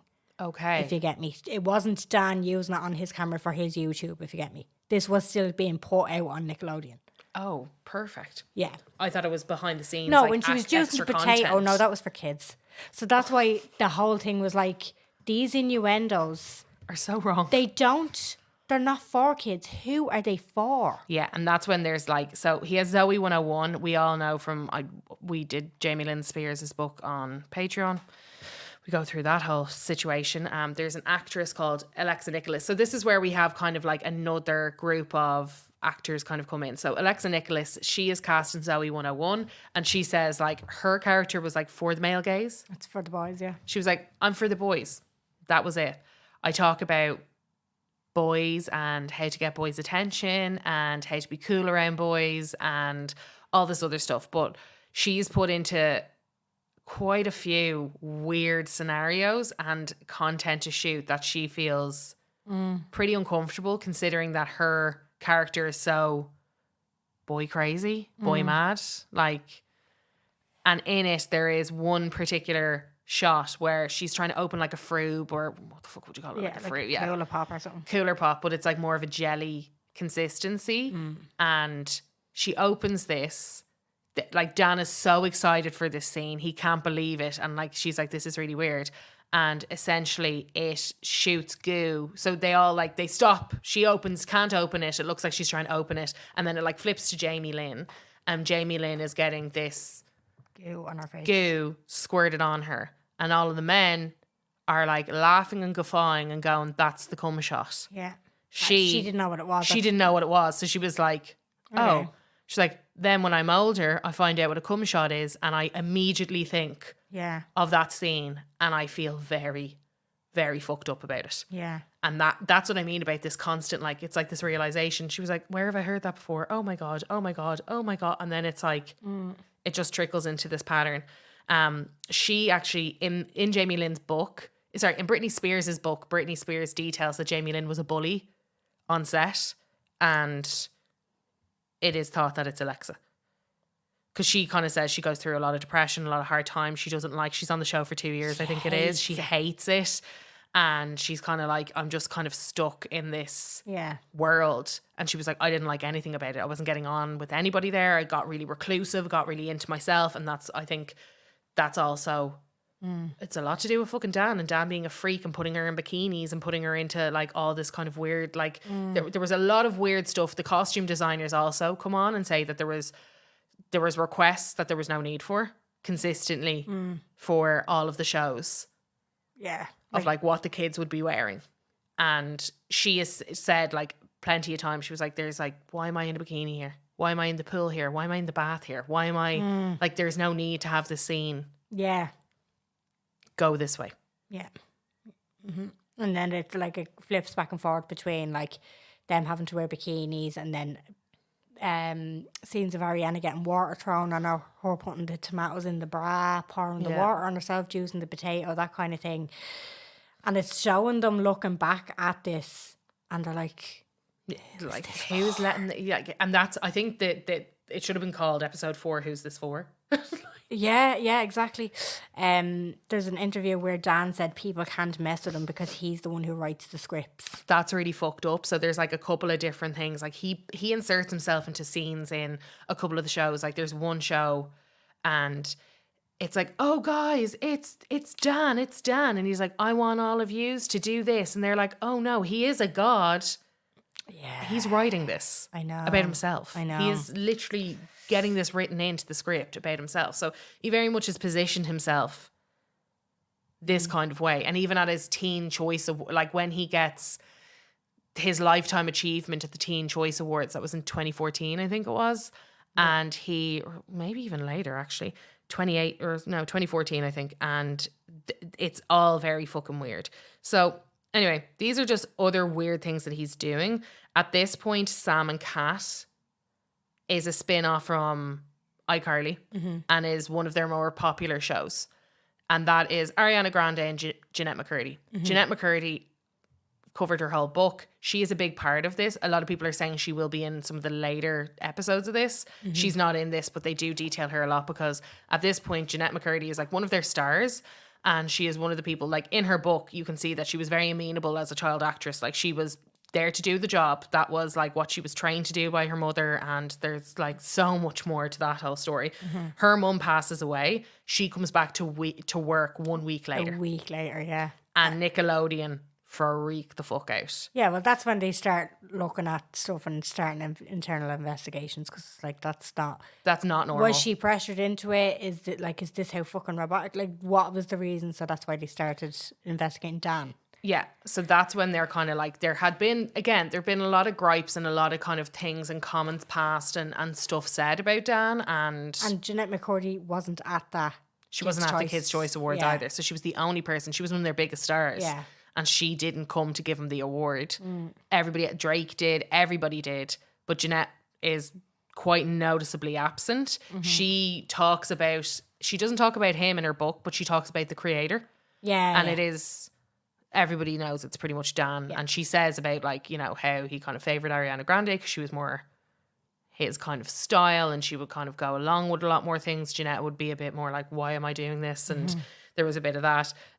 There has been a bit of, I'll talk a little bit about like some of the feedback that there's been from other cast members about like Jeanette's kind of, about why they think that Nickelodeon started the investigation, which is to do with like suicidal ideology and antidepressants, and there was kind of a bit more of a sinister, obviously they launched the investigation, thank God that they did, but at that point in time a few things had happened. Yeah, well, it prompted the internal investigation because of a stressful environment, and they cited that he was no longer allowed to interact with the cast. So he's banned from set. So obviously Dan denies it and says second time it's not true, and that he chose to send notes from the office. And that's his interpretation of things. And then shortly after that, the Me Too movement started. Yeah. So it's kind of leading up to a lot of whistles being blown. When the Me Too movement happens, there is a costumer who was consistently asked to like stop her work and go and massage Dan. Yeah. There's a couple of costumers, they're just called costumer. They won't give their identity away, but they'll talk. Yeah. But they decided to call the union at that point because they were like, this is, after they saw what happened with Harvey Weinstein, they were like, this has kind of been happening in ways around us. And that's when Nickelodeon then launches another internal investigation into Dan. And they eventually part ways with him and he gets a payout of $7 million. Yeah. Which seems pretty low. Really? Yeah. It's obscene that he got any fucking money for being a creep, but for Nickelodeon that seems low, no? Of the time, well, it was 2018. I think that goes to show how guilty he was. Yeah. Because he only got that like little amount. True. Like I thought it would have been like 50 million or 20 million. You know, I would have thought it would have been in the tens. But anyway, that happens. And there is evidence of an abusive workplace. Yeah. And that's kind of all the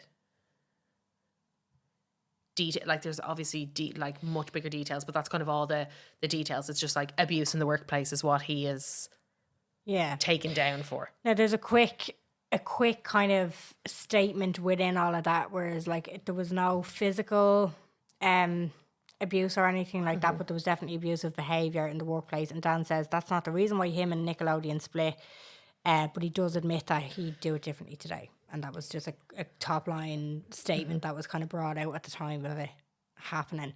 Dan talks about going back to like, I don't know where he said this, but it was somewhere in his ether. He talks about going back to writing kids shows in 2021 in an interview. Yeah. That it was the Times or something like that. That's great, isn't it? Yeah. And then you kind of have a little bit on Drake. So this is the final episode that we watched, and then this is kind of, so Drake has since gone through bankruptcy. He has been charged with child endangerment for text to a minor when the minor was 16 and he was 20, and he has been done for a couple of DUIs. He kind of like he went missing last year. We covered a couple of his like discretions in 2020. One of his ex-girlfriends had kind of come out on TikTok saying, I don't care if you don't believe me, but he verbally abused me and physically assaulted me. And he has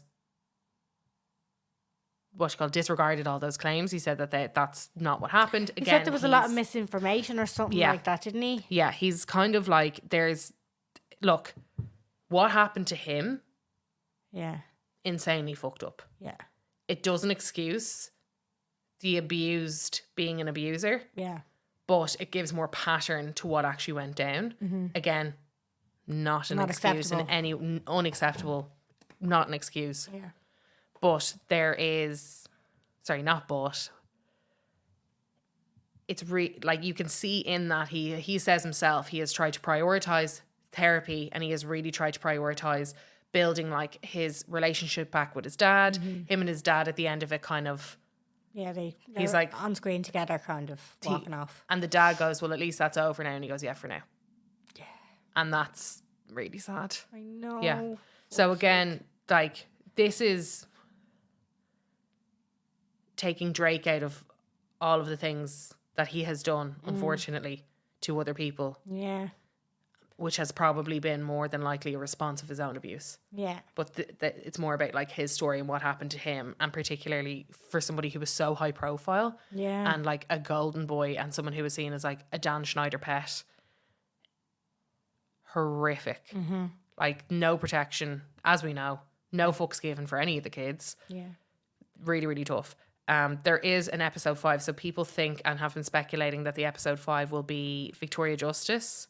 All right. Liz Gillies, Jerry Traynor, but Alexa Nichols said that there will be 6 episodes. I wonder, will Jeanette McCurdy come in for one? A lot of people are saying Jeanette McCurdy, but then they're also like, she's kind of said her bit, and she never named him in her book, and there's a reason for that.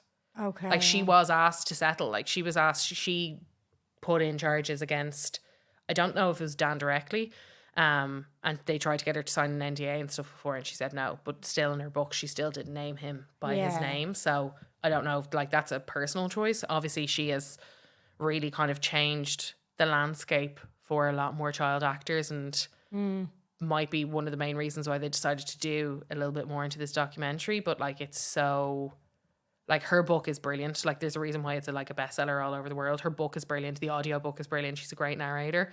And it's done like her tone of voice, so it's really like it's a really interesting one. She's lived a horrible life. She lived a horrible life, and the abuse that she was put up against from her family, and like, it's not just the Nickelodeon thing. It's like the Nickelodeon's the cherry on the fucking cake for that poor girl. Yeah, she probably doesn't want to take part in the documentary because if she not kept it secret, like, she made it fairly obvious it was about Dan Schneider, but what she got away with on the book, she couldn't then do the documentary because it'd lead to be like the whole, like, I didn't say his name, but because I did this now it insinuates kind of thing. So she probably won't take part in it. Yeah, I'm kind of like, I feel like if she was gonna, she would have come out. She definitely would have been asked already. Yeah. So it's a weird one. Drake has come out about Nickelodeon's response. So Nickelodeon's response at the end of it, which is just great. Dan Schneider has said, everything that happened on the shows I ran was carefully scrutinised by dozens of involved adults. Loves placing blame on the others.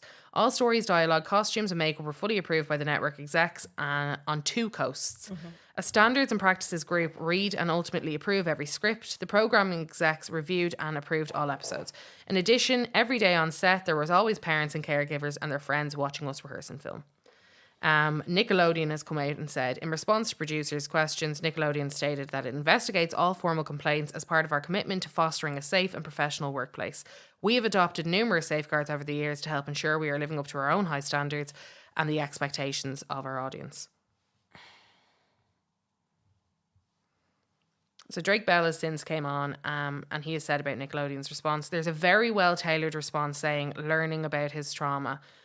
Because they can say that they didn't know. So they're like, when we learned about his trauma, because they can't say that they knew about his trauma. Couldn't say that they didn't know about this or didn't know what had happened or anything. So I think that it was a really well-tailored response by probably some big attorney in Hollywood. I find it really empty, their responses, because they still show our shows, they still put on our shows, and I have to pay for my own therapy. If there was any truth behind them actually caring, there would be something more than quotes on a page by obviously a legal representative telling them exactly how to tailor a response. Josh Peck, who was his co-star on Drake and Josh, was very quiet, but Drake has come out and said that they have had a conversation privately between themselves. He has put out a statement saying, I finished quiet on set, the documentary, and I took a few days to process it. I reached out to Drake privately, but I want to give my support for the survivors who were brave enough to share their stories of emotional and physical abuse on Nickelodeon sets with the world. Children should always be protected. There's another kid called Devin Werkheiser from Ned's Declassified. Sorry, not a kid, he's an adult now. He has a podcast and he was on a TikTok live stream with other co-stars Lindsay Shaw and Daniel Lee Curtis. He's under under pressure at the moment because he joked, Daniel, we told you to never speak about that. Get back in your hole, Daniel, and give me all of your holes. Yeah. He then tried to go back on the comment immediately on the live stream and said, sorry, we shouldn't joke about this. We really shouldn't. Our set was just not like that. He's then said that the allegations were fucking awful. And then he said, the Drake Bell shit, that's crazy to hear. Then he says, that's so fucked. That never came out, which is really, really wild. Then obviously everybody was like, what the fuck is wrong with you? He has come out since on Twitter saying, I was being an idiot today. There's no way around it. I feel horrible that my dumb ass was even speaking about this without seeing it. So he hadn't even watched Quiet on Set. Oh my God. Yeah.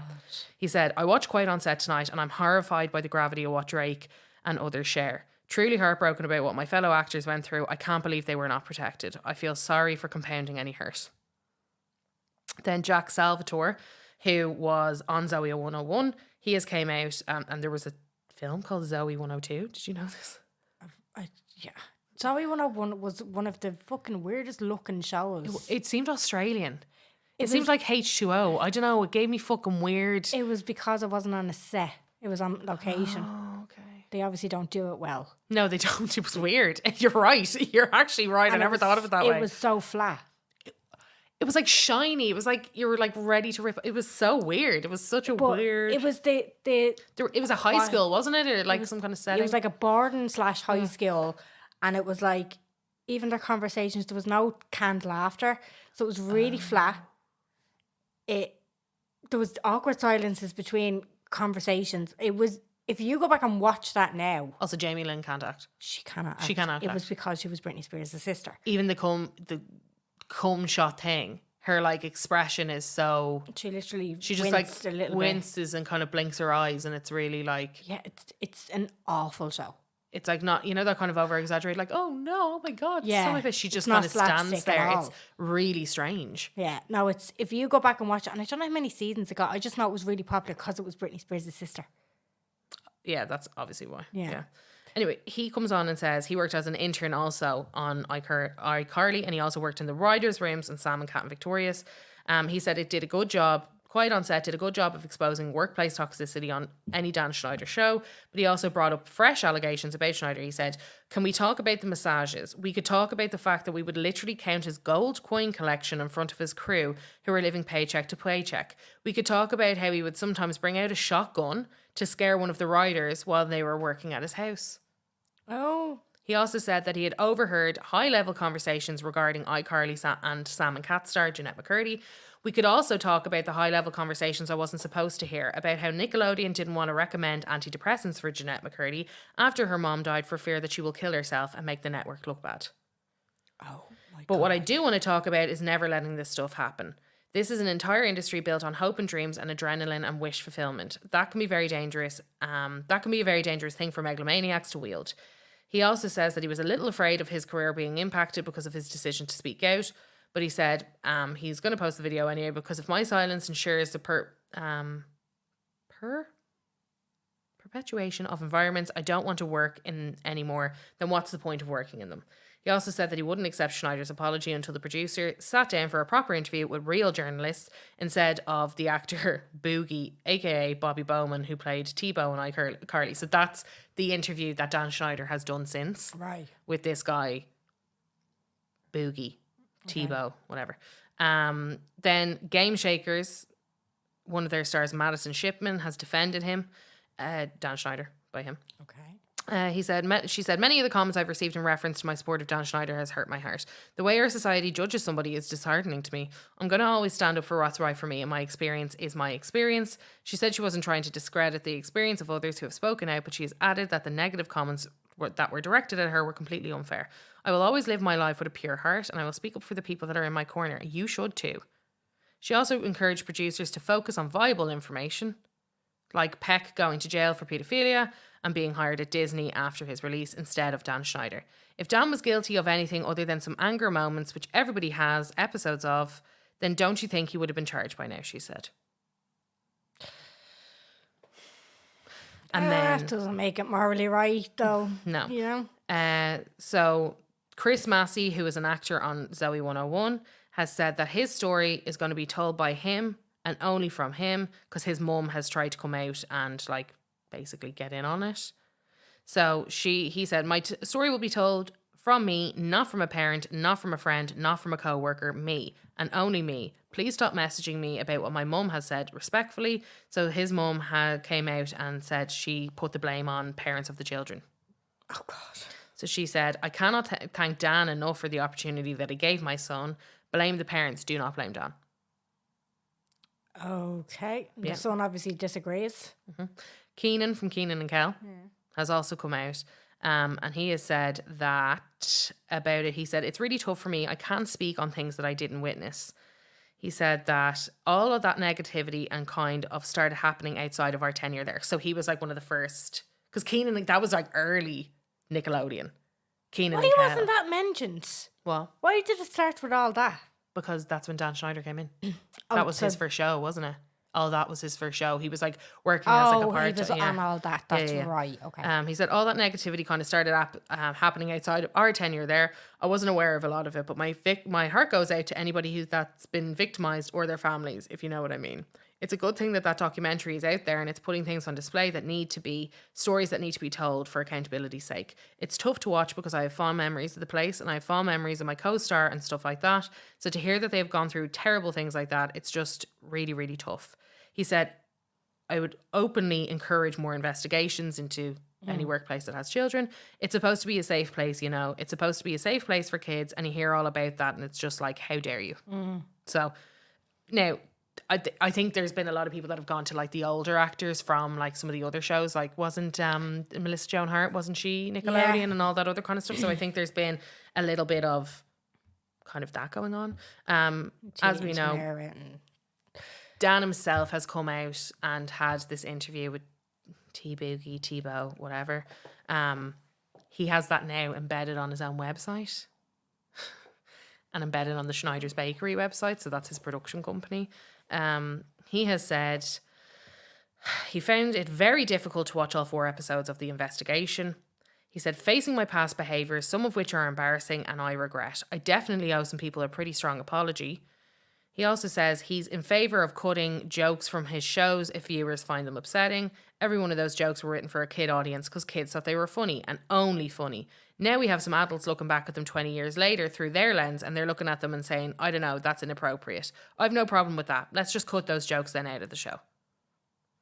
He also refutes the idea that he had complete control over the content. He said that there was many, many levels of scrutiny. He then kind of goes on to say that there was crew members and parents and all this other, basically saying that it wasn't my fault. He says the documentary portrays him as vindictive, volatile, and hard to sway. He said about Chrissy and Jenny, the two riders.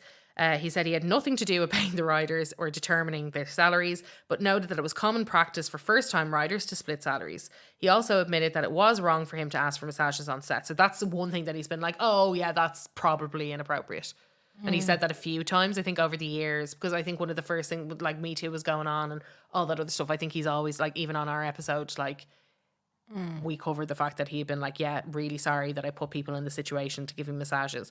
But apparently the massage thing was like all day, every day, consistently. Yeah. It was really fucking weird. And it was like, do you have a kink of massages? What's happening here? I It was know. like all of the time and never like, why don't you hire a fucking masseuse then? Yeah. Like really, really strange. He said he was not responsible for hiring Brian Peck.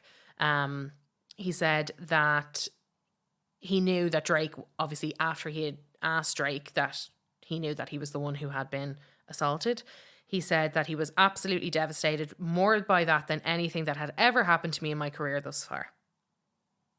He said for Alexa Nichols, who had been like, the actor Alexa Nichols, which is that girl. So for some reason they keep saying he here. It's very irritating. He said she would have preferred a private apology instead of a public statement. And he said, I don't feel, she said, I don't feel any remorse from him. He's not crying. I know everybody deals with their own emotions in their own way. I don't feel anything from you, Dan, and I do not feel a thing. So, look. Like, lots of fucking mad stuff coming out. Nickelodeon has since again came out as a spokesperson told CBS the other day that Nickelodeon, as a matter of policy, investigates all formal complaints as part of our commitment to fostering a safe and professional workplace environment free of harassments or other kinds of inappropriate conduct. The highest priority are the well-being and the best interests of not just our employees, cast and crew, but of all the children. We have adopted numerous safeguards over the years, basically another version of what they said before, living up to our own high standards and the expectation of our audience. And then it just notes that Nickelodeon gave that statement to CBS, and CBS and Nickelodeon are both owned by Paramount. Okay. Right. So that is where we're at. So Yeah. far. Very, very heavy. Very long. Yeah. So hopefully it gave you a bit of a rundown if you don't have the heart to watch it, or A lot of people don't. A lot of my friends were like, I'm not going to, like, Yeah. I'm literally not watching that. That is too much for me. Which Yeah. I will say it put me in a very bad mental state watching it. Because it's like so unbelievably frustrating. yeah. No, it's heavy, and it's like to think that we were kids watching that, like it's just, it is crazy. Obviously due to the nature of everything, we're not going to be doing our normal Stomper or... stop. Yeah, like, you know, it's, I think we leave it on that. Links to supports if you're affected by this will be down in the description. Our usual links as well if you want to head over to our Patreon to listen to the first episode of the Dan Schneider, and as this develops, obviously we'll cover it on Patreon going forward. So we just kind of wanted to just leave that. We'll leave that there now. Yeah. So We do have that other episode on our Patreon. Yeah. And from that, I think, like, every time something came out about Dan, we've our kind of listeners would covered say, it. like, Yeah. our listeners would send it over to us because obviously we did that. There is a really good episode on all of his blind items by Beyond the Blinds podcast. If you want to check that out, there's been multiple other podcasts out there that have been discussing this. There's a lot on TikTok, a lot of different people kind of covering like little tidbits from other actors kind of coming out and giving their opinions, or other actors' parents. Look, I don't know what's next for those two. I don't know. Yeah. So we'll Episodes. know April 7th. So it'll be next week, essentially. I think they come out one after the other, so I think it'll be April 7th and 8th. Yeah. Yeah. So I'm not going to say I hope you enjoyed, but hopefully you got something from that. Any thoughts, DM us on Instagram, and sure, look, we will talk to you next week. Bye. Bye.